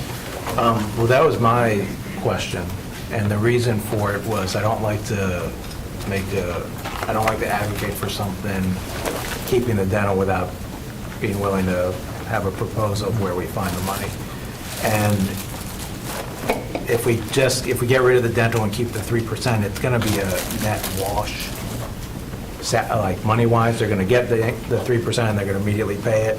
At least this way they would still get a raise for a little bit, and they would keep the dental. And what you didn't read and what was in the documents, which you read on, I know, which is I would like to then revisit it after we have the state and federal.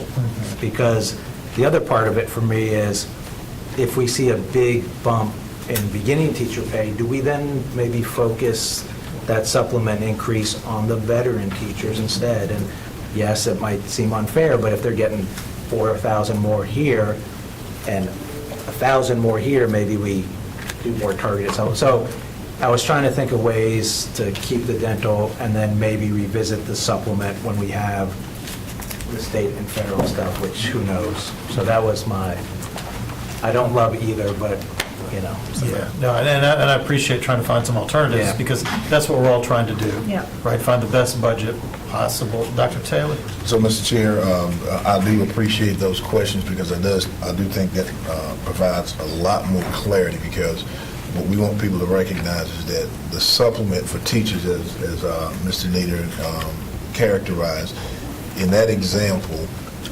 $8,000, 3% of it is around $240. But at 1.5%, you're probably talking about $120. And so the difference is $196. And so that means you would be impacting teacher supplement, and there would be that difference. But we also want to remind people that there are roughly 16,000 people that participate in dental. And so if there was an adjustment made to the supplement, then you could have a teacher that does not participate in the dental benefit, and they would still end up losing. And so we know that obviously this is one of those areas that's going to be very tough, and we're still in the process of finding a replacement for the dental piece. And so we'll talk more about the sliding scale, because it has a lot of information that you will see in terms of who will be impacted and who won't. But the question about the supplement piece, I think, is something that is very appropriate, because it does impact people differently depending on if they participate or not participate. All right. I was a statement, but we'll go to Ms. Mahaffey first. Yeah, I just want to follow up from what you said, Dr. Taylor, and thinking about people who do and don't participate in the dental program. I think, I don't think we can get those numbers today, but to get a breakdown of, like, within those sliding scales, how many people do participate and how many don't, and We actually do have that information. I'm sorry, I missed that part. Okay. And so, yeah, I think never mind, I will go back and read more thoroughly. No, it's not in there yet. He's going to share it. So we have to share it. Yeah. Okay. That's what I was going to say going into it. I think it's clear from the comments you've heard today and then previously that I think most everybody around the board is concerned about the dental insurance cuts. And so whether it's, finding something else in the budget that can be cut so that we don't have to make this cut, whether it's trying to find a way to address the cost of the insurance, finding another provider, there's a lot of different options on the table. And so this next item is one of the things that was suggested, which was looking at a possible sliding scale. And that'll give us a little bit more information about this part of the budget, and I think help all of us as we weigh different options. So Are you ready for that now? I was going to ask, are there any questions about any of the information in the Q&A specifically? Ms. Caulfield? I just wanted to know, you said the Jewel, that they will let us know. When will we find out about that part? What was the question again? Trying to look at Yeah, the there's numbers. an answer in the document about the Jewel settlement that says staff will make a presentation. It's vague. And so, Ms. Caulfield, I think if I can put words in your mouth, we're just asking when will that presentation be, or when will we get that information? So I'll update you about the presentation and get information on when they plan. Well, there we go. Yeah, I think it's on student achievement for We're May. tentatively planning for student achievement in May, although we can, of course, expedite that if necessary. So this would, and I know the question that you have, and I can answer that. So when we were talking about using the Jewel settlement, that was just for this year's budget. And so when I talked with the staff, I had to clarify to them that it was not a plan to use the Jewel settlement and never replace that. Right. So what Terry has now said since then is that it would make more sense just to make a fund balance appropriation as opposed to saying the Jewel settlement, because it's all in the same pot. But either way, whatever we would use from that settlement would be fully restored, so the board could use the full breadth of the Jewel settlement for the purpose that you talked about. Now, the plan that they're going to present doesn't require that all of that funding be used in the first year period. So I think it's over a 5-year period, if I'm not. 5+, yes, Yes, sir. it's a 5+ year period. And so what that does is it gave you the ability to be able to use that fund a portion of that now to deal with a budget situation, and then you would have the next several years to be able to address replacing that jewel fund. All right. Just some final thoughts on the Q&A before we go forward. I did want to say the question about hiring nurses, talks about the national shortage, but it would seem that if there's a national shortage, that would increase competition for the nurses that are available. And then if there's increased competition, then one of the things that will drive that competition would be salaries and benefits for those teachers. And so when we revisit this and come back to it, we might have some questions about how our nursing positions compare to others either in the public or private sector, knowing that there is a nursing shortage, but then what does that shortage mean in terms of how it affects us directly? The second thing is just, and we had some questions about it, I do want to say the cuts to preventative maintenance and operations, specific, all of these have been elevated. I think that we're all concerned about these.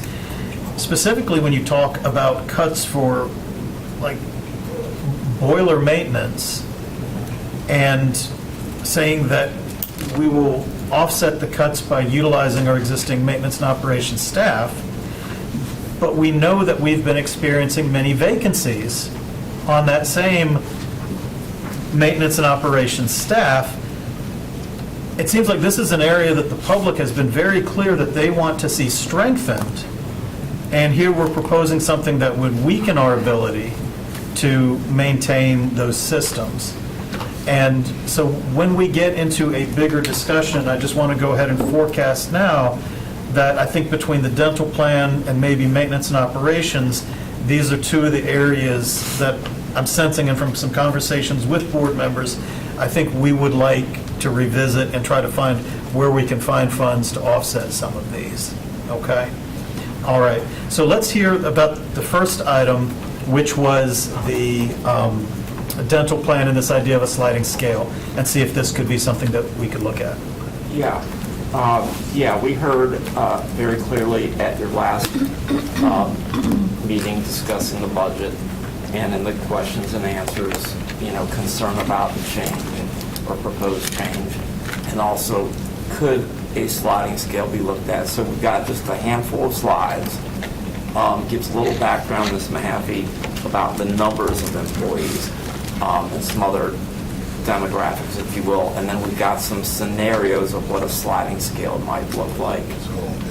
And so one bit of clarity I do want to add so that everybody will recognize that I had a chance to look through the various comments that we received, and they were really good. And most, I won't say most people, but a lot of the comments said that they couldn't believe that the dental benefits were going away.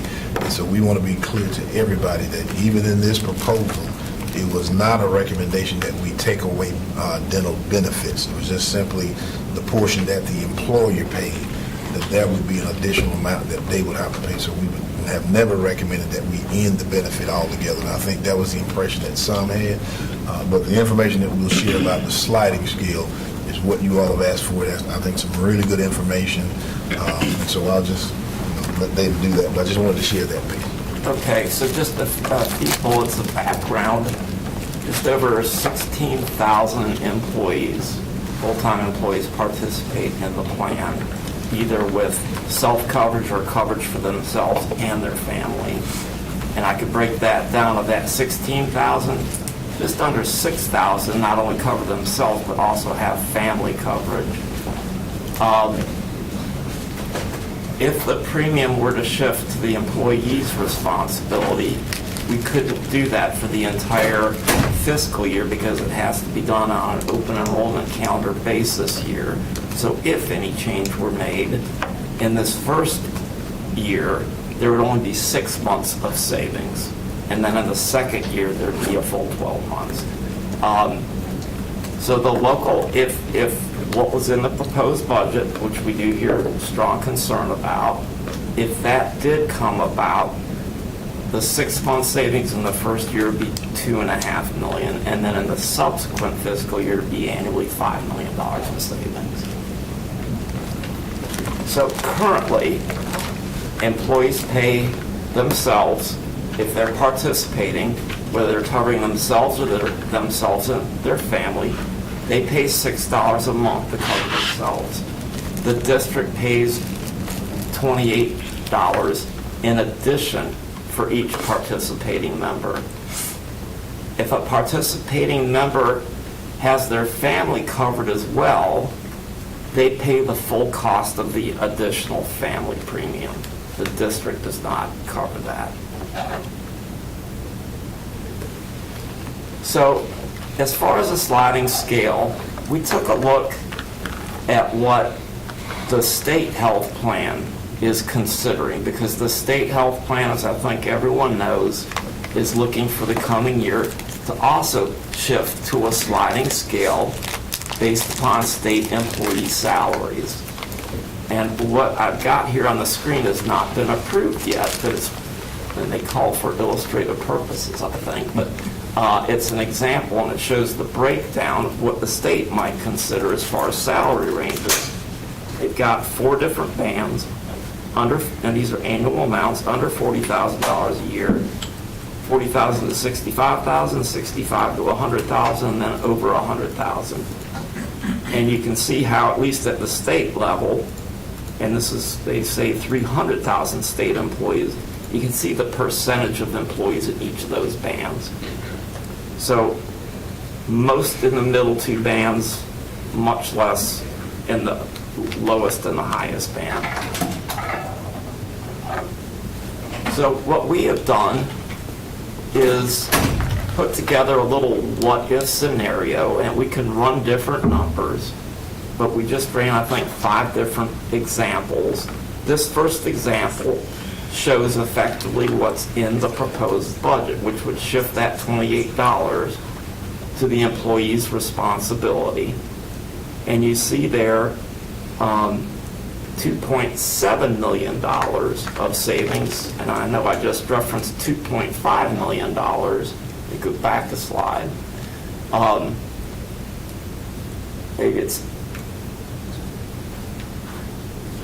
And the reason for that difference, it would create local savings of $250,000, but there are other funding sources like our grants that it would impact. That would not be available for other use. That's that additional $250,000. So I know that could be a little confusing. So this, again, is just what is included in the board's proposed budget. You can also see here, similar, that we've got the same bands, 0 to 40,000, 40 to 65, 65 to 100, and 100 plus. But it's interesting, here you can see, and these are Wake County employees, and you can see 16,422 of them. The middle 2 bands, again, have the highest percentages as far as numbers of staff. Band 1, the lowest one, again, a much lower number, and then Band 4, a significantly lower number, much lower than even the state percent. Now, looking at some scenarios beyond what was in the board's or the superintendent's proposed budget, this looks at a sliding schedule based upon salary. It uses the same bands that are in what the state is looking at. And you can see over there on the far right column in the upper chart, on the right, Band 1, just an example, not a recommendation, instead of $28 a month, what if it was $14 a month? Band 2, instead of $28 a month, what if it was $18 a month? Band 3, 26, Band 4, 28. Just a what-if scenario. And in this scenario, instead of generating savings of $2.7 million, it would generate savings of just over $2 million. So if this type of scenario was implemented, to reconcile back to the superintendent's proposed budget would require finding about $700,000 of reductions somewhere else. The next scenario uses a slightly different sliding schedule. It is 18, 20, 24, and 28 at the different band levels. You can see there's not a lot of difference in the savings. It again uses the same proposed state health bands. The next scenario, we've adjusted the bands.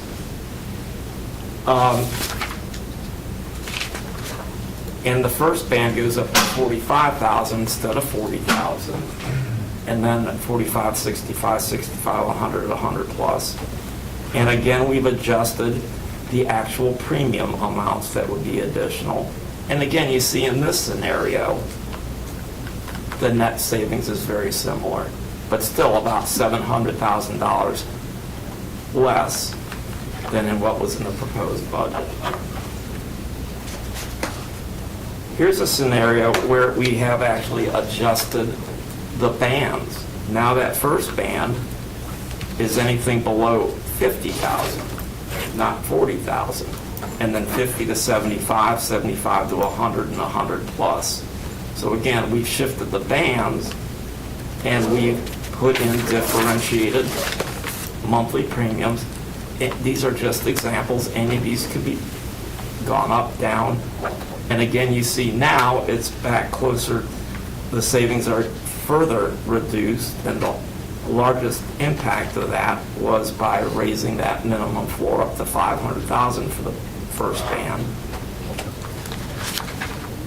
And those are the examples. We can run a myriad of different examples, though, both on the bands and the monthly amounts.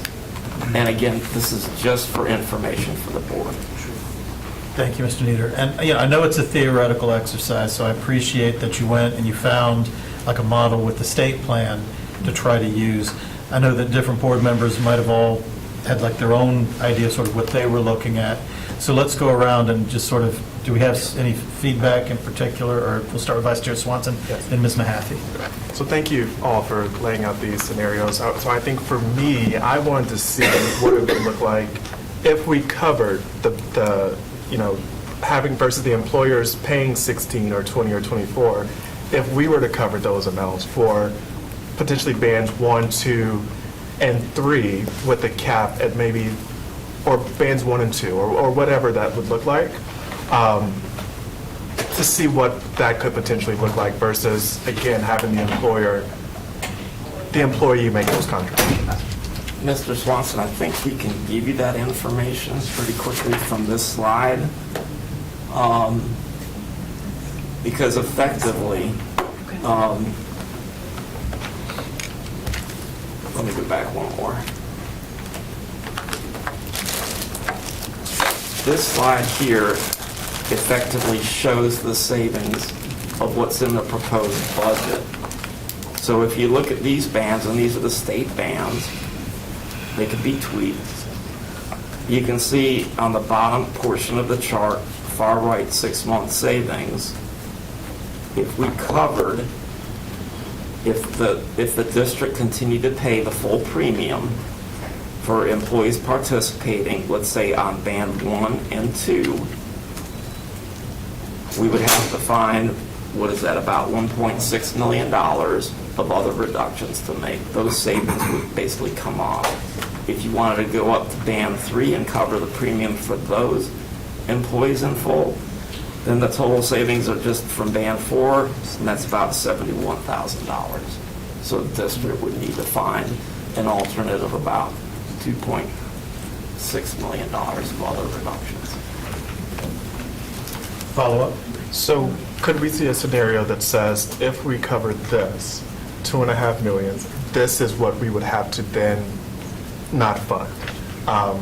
That's something that I want to see in the budget before I could feel comfortable, moving forward with this budget. Those two pieces, the dental being the biggest piece, and I understand that folks, I think it's important for folks that are listening to know that if the state legislature increased teacher compensation, we would be able to really move the needle on other issues. But because the state legislature has neglected to pay teachers what they're worth, we are doing that on the local level to recruit and retain. So I want to lay that piece out, but I also want to say that I just want to see some other options with this. Thank you. Do you have, Dr. Taylor? Yeah, so I'll add to that, and I think that's a good recommendation, a good ask. We will come back with several, but I think when you talk about the different bands, that I want the board to recognize that the majority of the people are in bands 2 and 3, and I think that's where you want to have those different scenarios. If we're looking at, really, I know you're talking 3 and 4, kind of below that, what that would look like. So we can, as we said, come up with additional options that would show you what those look like.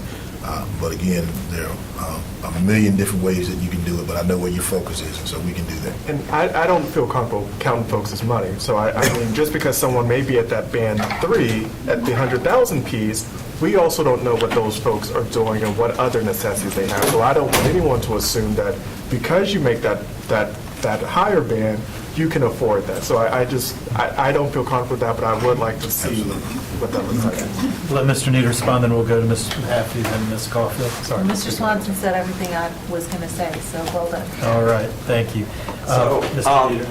Mr. Swanson, also in response to what I believe I heard from you, we are working, staff is working, because we did hear the concern both in your last work together with us, as well as in your questions, great concern about this. So we are working through some different strategic repurposing that would allow us to do nothing, no changes to the dental.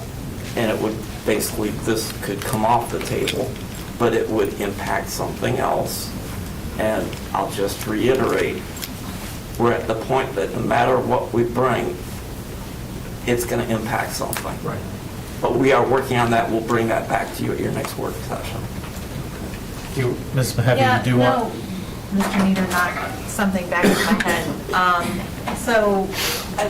One of the hard things about this budget is that, things like adding counselors, the assistance principals formula, the digital learning coordinators, those were all things that we were excited to bring back. I remember when custodians were now on a 5-day schedule as opposed to, I think it was like Tuesdays and Thursdays for some schools. And it's really disheartening to see that we're back here mostly because of choices outside of our control. One of the things that we did do as we talk about HVAC and maintenance was, I remember there was a celebration when we made schools 1 degree cooler in the summer and 1 degree warmer, or 1 degree warmer in the summer, 1 degree cooler in the winter. And if I remember correctly, that was about $3 to $3.3 million in additional costs to do that. Looking at those temperature set points, even that 1 degree to 1 degree, could that offset the cost of this? I would want to look into it and review that to confirm it would certainly have an impact. Would it fully cover the cost? I would want us to be able to look at that a little more closely. Okay. But would that have an impact? And I'm looking at Mr. Strickland. It would impact. It could. It but could. Depending on the weather, the rates, that's less of a sure thing than something else. And we could quite honestly find ourselves in a difficult position or a deeper hole if rates or weather conditions were bad. But we can Well, certainly. it was a different story when we put them back up, so, yeah. Well, it is something, Ms. Mahaffey, to your point, it was one of the budget reductions we did during the Great Recession to balance the budget, and we did realize utility savings. We'll go back, though, and see what the numbers were. And so, Ms. Mahaffey, if I could add to that I think you're spot on point with that recommendation, that if you change those set points, then you will absolutely have a savings. But the unpredictable part is, as Mr. Strickland has said, is that you don't know what might happen with the weather in terms of having to run it longer, or if the cost of fuel is going to go up. So making the set point changes by itself will result in a savings based on what you would be spending. But the unpredictable part is what happens with the weather, what happens with fuel costs. So I would say that every year that you put in a number for utilities, it's just you hoping that it's going to land there, and you never really know what it's going to be until you begin to go through the year. But Well, and these changes won't be impacted, and I know we have to decide them today, but if I recall correctly, these changes will not go into effect until January of Correct. next year, because the insurance window is November of this coming school year. Okay. All right. Continuing around, Ms. Coffey? I appreciate you bringing all these options to us, and I'm hopeful to see the option that you talked about for us to not take the debt. That's really going to affect our teachers. You said that the state bonds can be paid. Can you explain that more? I'm sorry, I didn't hear your Earlier, when question. you were explaining that, you said that the state bonds could, bans could be tweaked. What did you mean by that? Well, let me go back. Good question. Most of the scenarios we ran just used these salary ranges that the state health plan is considering. They haven't approved it. So most of the scenarios, I think all but one, use these same salary bands. We could run different scenarios with different salary ranges, again with the design that the higher the annual salary, the higher the premium and the monthly premium, and the lower the annual salary, the lower the monthly premium. So what I meant is we could, in running different scenarios, we can make different changes to that. We are not required to use the same salary bands that the state is considering. Is that just on this, or is that in general? That's just for purposes of this scenario. And then I just wanted to Go ahead, make a follow. comment. Some of the changes that they went over, and appreciate the answers to all the questions, but I think it's important that some of the changes and things that we added last year, we put back were for the benefit of the classroom. So it's just, I understand we need to look at where we could save money to put in a different spot, but on page 2, where we spoke about all of the facilities changes that were there, it's just really concerning to have those losses come away when we know we already need to improve it, that's a place that we're going to go to try and make savings. And I would prefer us to not, I don't think there's anything of those options that is even a really good option to consider as we're trying, we have HVAC issues and all these other concerns that we're having. Not having maintenance floors or dusting, like some of these things just don't even seem like it would be acceptable to our families. So I just wanted to make a comment about it. I would prefer us to find something else for that as well. I appreciate that, and I think some other board members would support that as well. Mr. Hershey, and then I'll have some comments. The year 15 teacher salary with the supplement is what? Because I'm trying to see who's in band 3, because that's a pretty wide band, and if we have a lot of veteran teachers that stop at like 72 or 75 based on state pay and supplement, they're getting caught up in it. So I'm kind of wondering what that.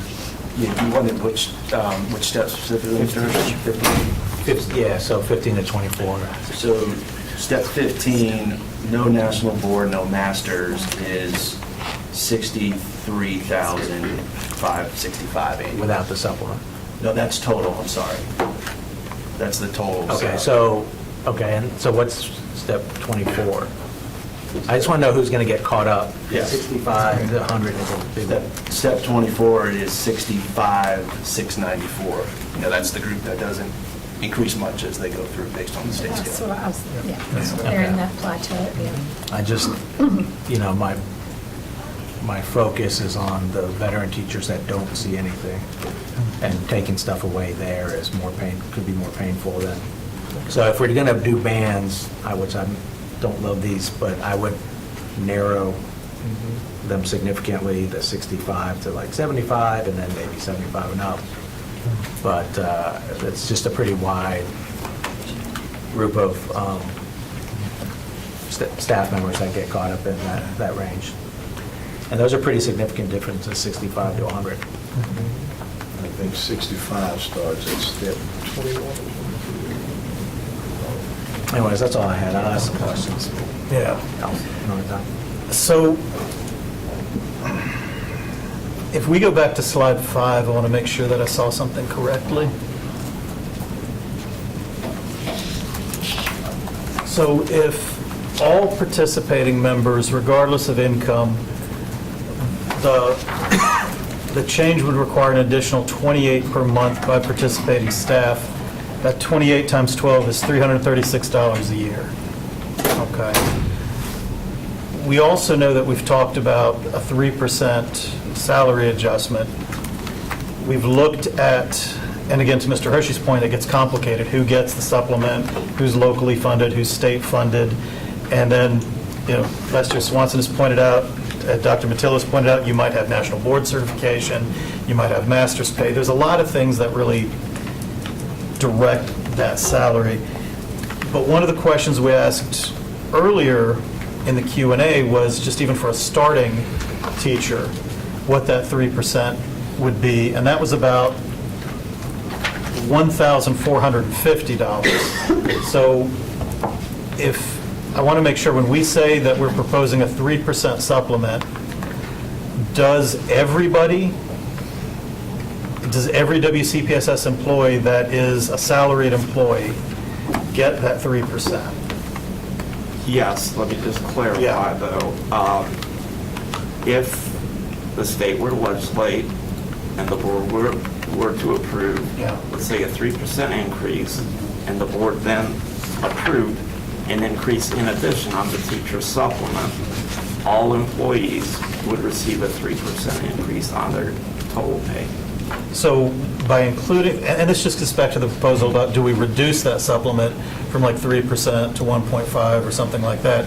If we give 3%, looking at the model of like a starting teacher, we'd be giving them $1,450 a year, but then we're taking away $336 for the dental.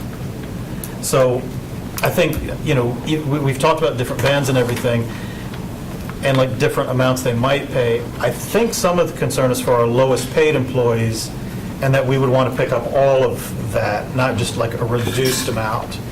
Because again, I don't want to disagree with Mr. or Vice Chair Swanson's point about, stereotyping what people might need with their income, right? But I think it will be harder for someone making under $40,000 to assume that than someone, right? And so just, I don't want what he said, which was valid, to be misconstrued, that I think we have more concern about the impact on those employees that are making less if you take that away. Giving the supplement, I think everyone comes out ahead, but that 336 can impact different families with a greater impact depending where they are on the scale. Is that? Right, it's going to impact everyone. Yeah. So, yeah, okay. I just wanted to make sure that point was made. Mr. Hershey? Well, for clarity on the numbers, though, the 1,400 is a 3% on the entire, so if we're talking about just the supplement 3% would be about $280. Oh, good point. Right, because it's about 7,000 times 3%, so it's even less than that. So it's the 3% on the local supplement only? Yeah, so that's why when I talked about the 1.5, it would, just the supplement, it's about, they come out ahead doing it that way versus if we cut the dental and gave the supplement, they actually still come out behind or roughly even. And so that's why I've been... Yeah, I think a way to characterize it is that if you only adjusted the supplement to 1.5% and used the savings to offset the dental, they would not lose. They would move ahead, yes, but not as far as everybody. So I think that's a good way to characterize it. That if you're a teacher with a supplement, right, you don't lose, but you don't gain as much either. And that's why I say coming back to look if we can enhance later, but never cutting. Yeah. So then to that point, and I think Mr. Hershey is right, I would want to see what that cut was compared to what the increase on the supplement was, what that actually comes down to. Maybe the question in the Q&A wasn't asked as well as it should have been. My bad. No, it was, I think it was my question. Well, I could, for a step 0 on that scale that Dr. Mattil just referenced, basically a teacher without a master's degree, without any national board certification, the 3% increase just on the supplement on step 0 be $220 a year. So each month be about $22 for a 10-month teacher. Okay, versus... And half of that, instead of $220 and some cents, would be $110. Okay. Thank you. All right. Any more questions about the dental insurance issue, this sliding scale? Vice Chair Swanson has said, I think our next budget or finance committee is on the 29th. And so maybe that would be a good target to bring back other scenarios or, I know that we'll get this posted up later. If you can just, actually, if you want to distribute this by email to board members first, and then we can post it in Assembly for that upcoming budget committee, budget and finance committee. That way everyone will have a copy of it. And that'll let us work on different ideas in terms of, with the data that you've given us about what board members might support. Does that sound like a good option? Okay. And again, that should not stop anyone from continuing to research some of the other options that you've mentioned, looking at other providers, other insurance methods, and anything that we can do to address the cost. Vice Chair Swanson. So I know there was a question about another dental insurance company. Has there been some outreach thus far? And if so, how quickly could that feedback get back to us? Great question. We have, I believe it was NC Flex. We have looked into it. We're still determining if we are eligible as a public school system to even participate. We did look at the premiums. It was administered by MetLife. They offer 3 different levels of plan, kind of a lowest premium, lowest coverage, medium premium, medium coverage, highest premium, highest coverage. And on first blush, it appeared that even at the lowest level, the family coverage would be higher than our current plan. We also know that we just had an RFP out less than a year ago, maybe about a year ago, because the current contract with Delta Dental as our administrator, I think it began in 24, it's for 24, 25, and 26, if I'm not mistaken. So the RFP is recent, and it was chosen based upon the most cost-effective provider. Thank you. We are still looking into, though, that though, because again, any shift in plan would have to follow a calendar year and require significant upfront time to go through the process of running an RFP. But we feel we've done that in the past year and a half. Okay. Thank you, Mr. Nieder. Ms. Edmonds, and then I think Vice Chair Swanson has a suggestion for where we go from here. Okay. Go ahead. So it's kind of on the timeline piece.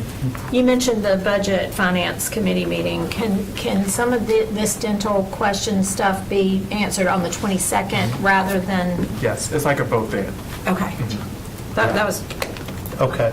Vice Chair Swanson, did you want to? Right. So I think for me, I just want to figure out, and don't want to speak for the chair, but I think just to kind of get a temperature check of what are some of the needs in the budget, so we know how to structure the 22nd work session, the Budget and Finance Committee, and if there needs to be an additional meeting post-May 6th, we have a temperature check of where we need to go. So I wonder if we could just go around, the table and figure out what are some of the needs that you're hearing or what you want to see, so therefore we can help staff understand where we want to go versus throwing everything at the wall and trying to figure out what sticks.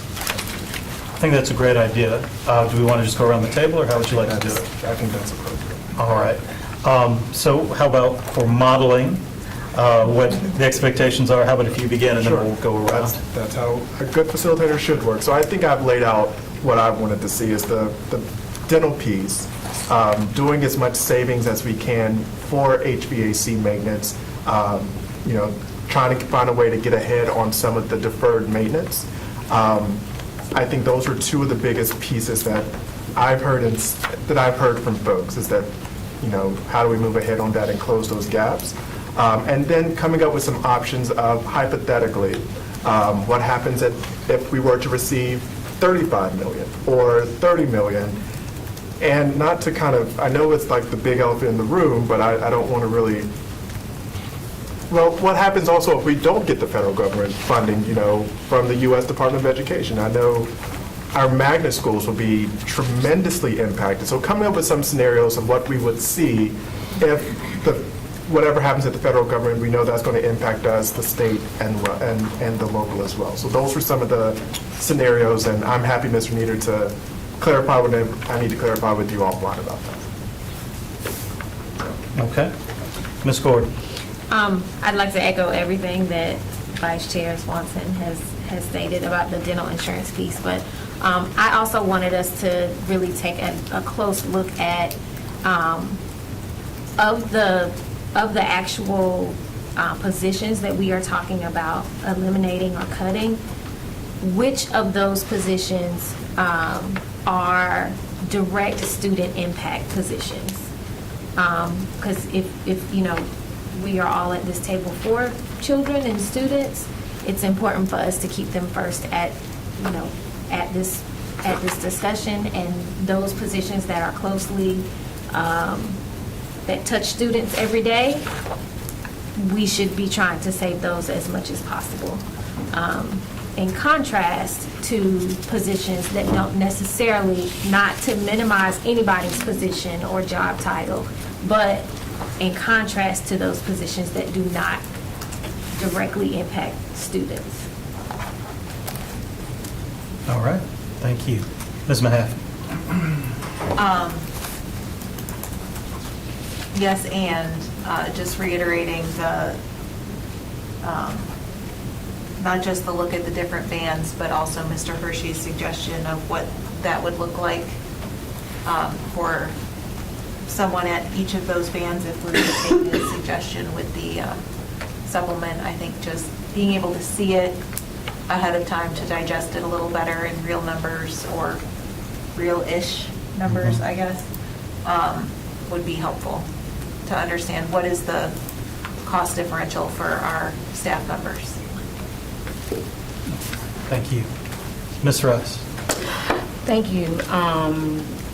I just wanted, it's really simple, ditto Swanson as well as Ms. Gordon. She summed it up for me as well. And I guess just to reiterate, we just have to, it's hard and everything, like you said, is needed to do the job, but what are some things that we really have to target on that's a classroom situation that we can't let go. And with everything else, I think I've shared this with some other board members, that I'm just in a space of, at this point, we kind of have to take it back a little bit to some old-fashioned education, right? Just a little bit. We want to stay innovative, but meaning the teacher, meaning whatever these teachers need, I'll put it that way, whatever they need to relieve stress from them and their financial situation so they can focus on student learning is what's most important. And while all these other things that are in other areas of the budget does have impacts and effects, at the end of the day, I gave it last year about everybody has to have somewhere to stay, right? That's the first thing we're always going to pay. And I think that our teachers, well, I'm going to say teachers, our staff, receiving everything that they need to live well, meaning whether we have to cut a whole bunch of other things, but paying them and giving them everything that they need as a resource is the primary thing. Because if they're not well, They cannot teach our kids. I don't care what we choose to do in this budget. If we do not take care of these people, you're not going to have anybody to teach. And so that literally has to be our number one priority, and figuring out the other stuff as it may. There may be things that we like to do, but taking care of their salaries so that they can focus and not be stressed in other areas of their life. And I'm saying this because I need my staff to hear this, at least from me. The other stuff that's in a budget, cut it. Give them what they need, and make sure that they have what they need in a classroom to teach. Because at the end of the day, that's what you need. That's what they're trained for. And give them that and any other supplemental pieces that we need out of student academics, which is important. But outside of that, the other stuff are things that we know are tools to help, but they're not the primary things. And so I really want us to hone in and focus, and for our superintendents to dig a little deeper, have a deeper dive, and look at what are the basic fundamentals of education that we need. Because right now, financially, that's where we are as a county, as a state, and as a nation. Particularly what we're seeing right now. And so I really want people to think about, how do we impact teacher staff well-being so that they feel good about coming to work, so that they can teach children. Because when people who have to pour into other people are well on their self, are well on the inside, it affects everything else around them. And I'm going to continue to uplift that, because I strongly believe in that. And I might sound like a broken record, but our teachers, our staff, I don't want to keep saying, our staff is struggling. They're struggling. And they're still holding on because they love what they do. Every janitor loves what they do. Every bus driver loves what they do. They're not doing what they do in the educational system because it's always easy. They're doing it because they love it, and it's hard. And the best we can do is cut out the fluff. I'm just going to be very plain and simple. Cut out the fluff. Pay these people what they are worth, the best that we can with the money that we have.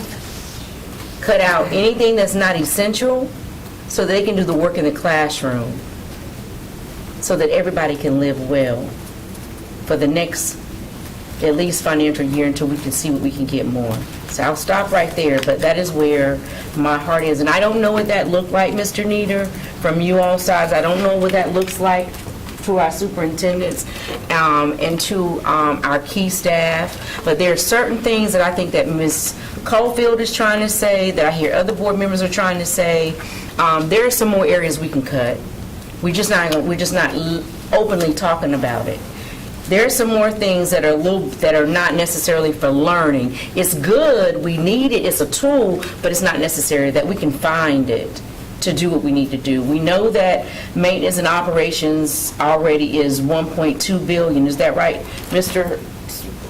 1.2 billion? Are you with? Million. That's it, 1.2 million, what we talked about earlier, right? With CIP and stuff. So we know that those are hard, but out of a $2 billion budget, the majority we know is about employment, right? Pay the employment, and the rest of the stuff, we can figure it out.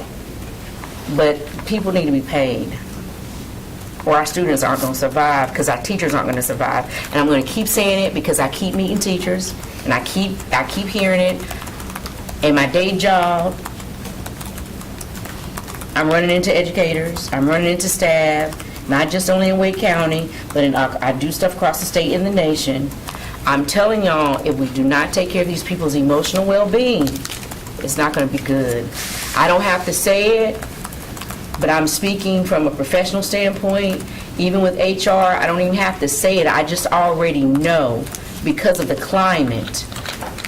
And HR can't say it, but we don't know how many of our staff is already either taking leave or already having emotional challenges because they're dealing with all of this stuff. And if we don't stand up and make it as easy as possible for them to give them everything that they need so that they can do their job without collecting 2 and 3 other jobs. And I know that's a state challenge, and I'm going to close, I'm sorry. I know that's a state challenge, mostly. But I'm saying, cut out some of the other fluff. We shouldn't even be talking about dental. That's not even a conversation we should be having, because it should be understood we're going to do it. We shouldn't even be walking around in this circle. We shouldn't be looking at bands. It's just, we're going to do it, period. Pay these people and give them what they need so they can teach our kids and so they can be well at home, so that our children can be well at school. I'm done. Ms. Caulfield. So just sharing my brief thoughts, the facilities, like I just recently said, that's a priority for me. I don't think that we should be taking away from that. We need more, if anything. The dental, I would like to see us find savings somewhere else. And I do want to have 2 clarifying things. The restart, was that from the funds that we suggested the last meeting? Is that from the administrative end of things, or is that from what we're supplying in the classrooms? I just want to be clear about that. It's a $5 million amount of resources that our area superintendents can utilize to give the 40 schools that have the restart status resources beyond formula. And So it does go directly to the schools. It goes goes directly to the schools. But you had said in the past that we've only used up to $5 million? This year, the allocation was $6 million that has been utilized. $5 million of it was allocated to schools and went directly into people that are working either their pay or adding additional positions. $1 million was used for staff development, and for supplies, and other non-personnel costs. So this adjustment from $6 million to $5 million, we don't want to make any of these reductions, but when we have to, it was looking at, let's don't cut into the part that was used to allocate for people. Okay. So I have quite a few restart schools, and I've had some really good experiences with that. You know, I've lifted up Beaver Dam Elementary School before. I do not want to see that hit. I think that's something that is really turning some of our schools around, and it really concentrates on some of the things that they need in those schools. So for me, I don't want to take anything away from the classroom if it directly affects it. Like Ms. Rice said, I feel there's other places that we can concentrate and we can remove and use this. And then the permanent building subs, we had 3.7. For me, I know that was a big deal for us to put that on our budget last year, and I think we should really keep it. It really does affect our students when you have kids in the classroom that either a teacher has left, or they go on maternity leave, whatever is the reason, an injury. Those students that are in there every day are missing out when you have various subs that are coming in to try and fill in that schedule. So I really think the building subs, the permanent building subs, makes a huge difference, that they can have somebody cover that.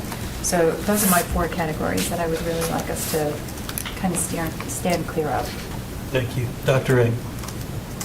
I just keep thinking about Dave Ramsey, rice and beans, beans and rice. We have to figure out how to live with less. And actually, I agree, we need to probably spend more money on HVAC maintenance and any kind of student-facing, staff that we have. We need to take care of them and keep them. But everything else, like, we talk about fluff, we need to look at where it is that is fluff. I just got an email from a constituent and a teacher that said, who said, we need to look at,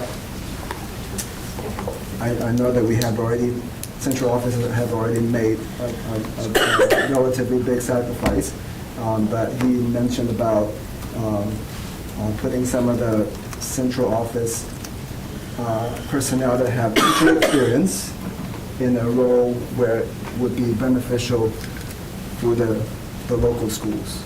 I don't know how that works, but but that was, and he admits that it's an unpopular idea, but it is something that we need to kind of look at, how do we, is there some kind of a partial time in the school, a way to put some of our teaching experience that is no longer being used actively to be used in the school in a sub capacity, or in a way that would help the individual school. So I don't have the concrete ideas, but I just got this email today, and it's got me thinking. So thank you. Thank you, Dr. Eng. Ms. Edmonds? Don't have anything to request for staff to bring back. I do have a request of my board members who have described that there's fluff available in this book, which I didn't find any. So we got this book, when? A month ago? Has it been a month? And we got our questions today, this list of questions. That was our time to bring to staff where we thought the cuts should occur.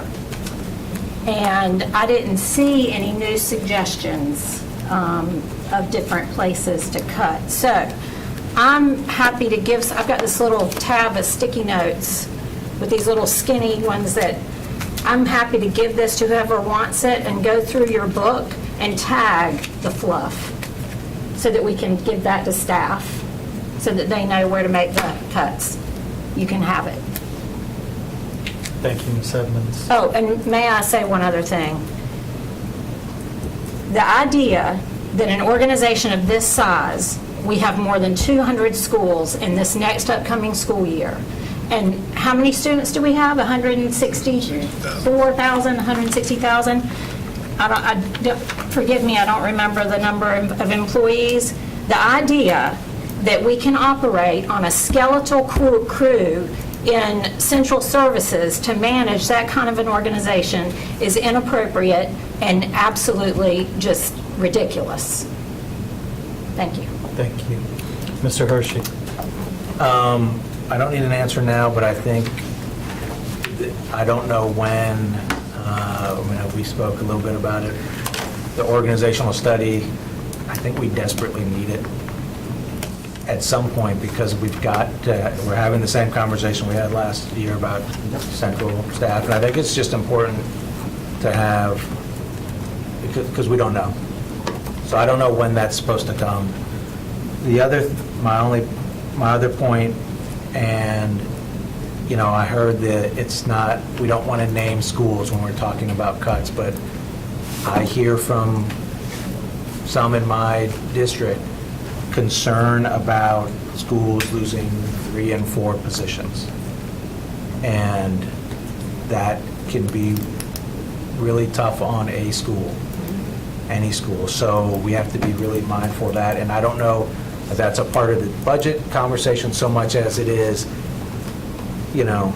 for staff to say, how do we make sure when we're doing these that we're not pulling 4 people out of one school and maybe only 1 out of another.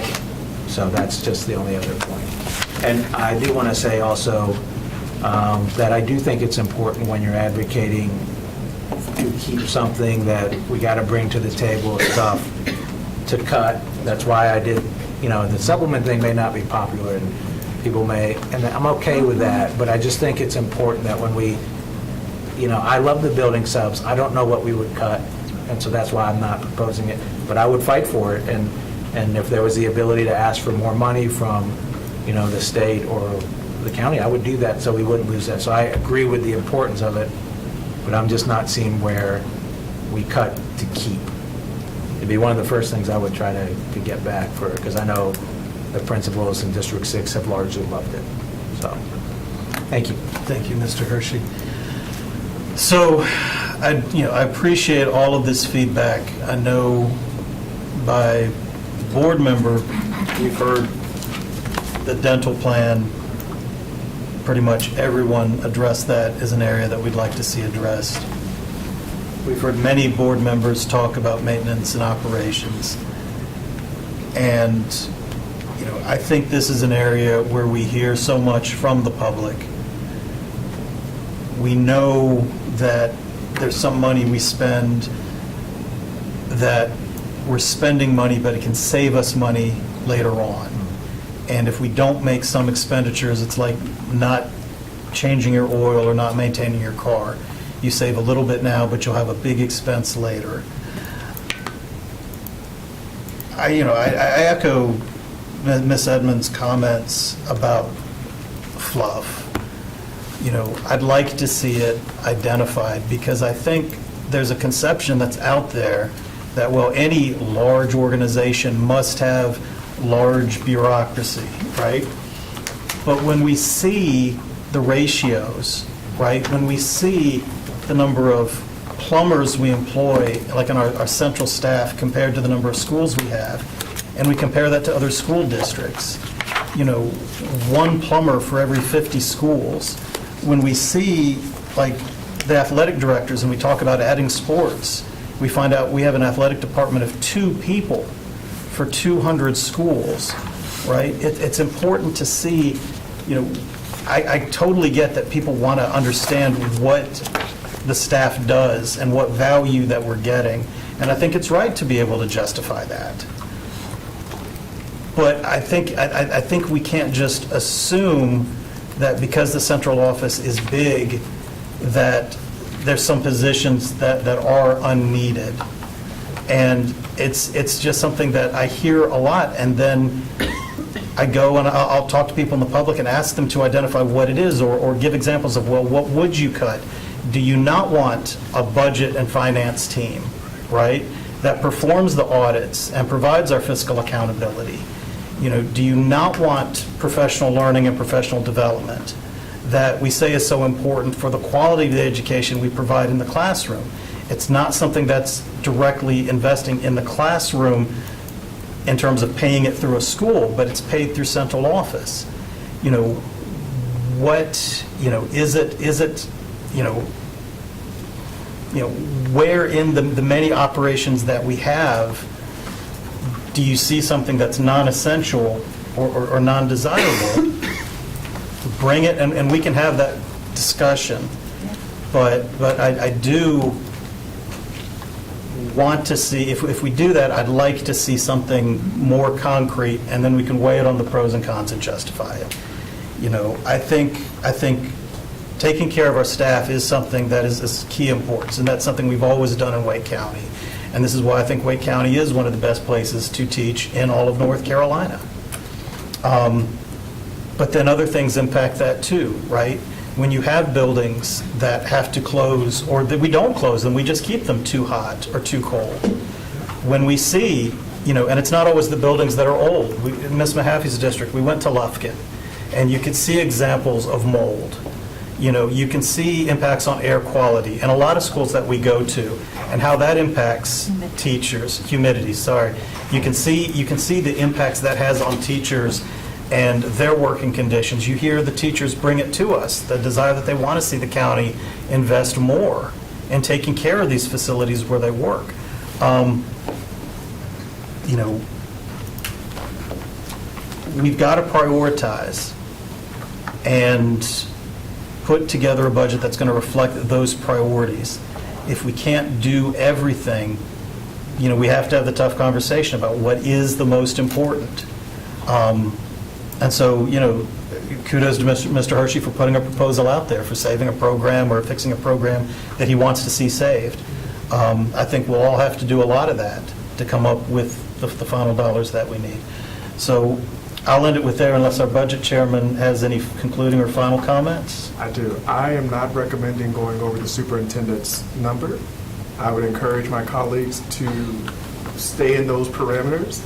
I understand there's tough needs, but I also think, to the chair's point, we have to, you know, stay in those parameters. I get, yeah, and I'll go there, stop there. Okay. I think the superintendent, Dr. Taylor, had something to that. All right, Dr. Taylor, if you want to close us out.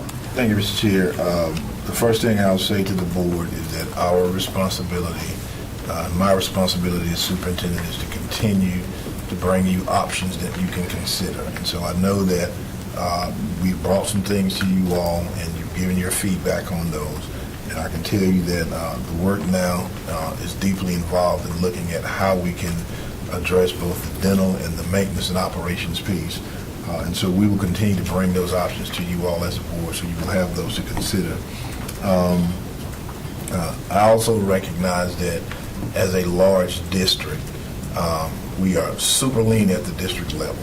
And I'll just be honest about that. I've been in districts all over the place, and I continue to be amazed at how we do it here in Wake. And I do want people to recognize that, and that I applaud this board for the effort that you have put towards teacher compensation, because that has been clear that you're doing somebody else's work, and that's not something that you should have to take on.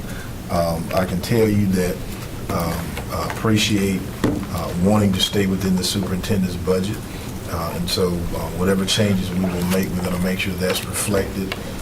But I will also say that the real work will start when the commissioners give us that budget, and if they are aligned with where we are, then it gets much easier. If that number goes down, then we know this work continues as well. But we remain committed. We're going to continue to do all of the work to provide you those options that are available, and we won't stop on this. And so I just want to share that with the board, and again, we are open to any of the questions or that you may have. Continue to send those to us, and we'll give you the answers. All right, thank you, Superintendent Taylor. It's not an end, it's a beginning.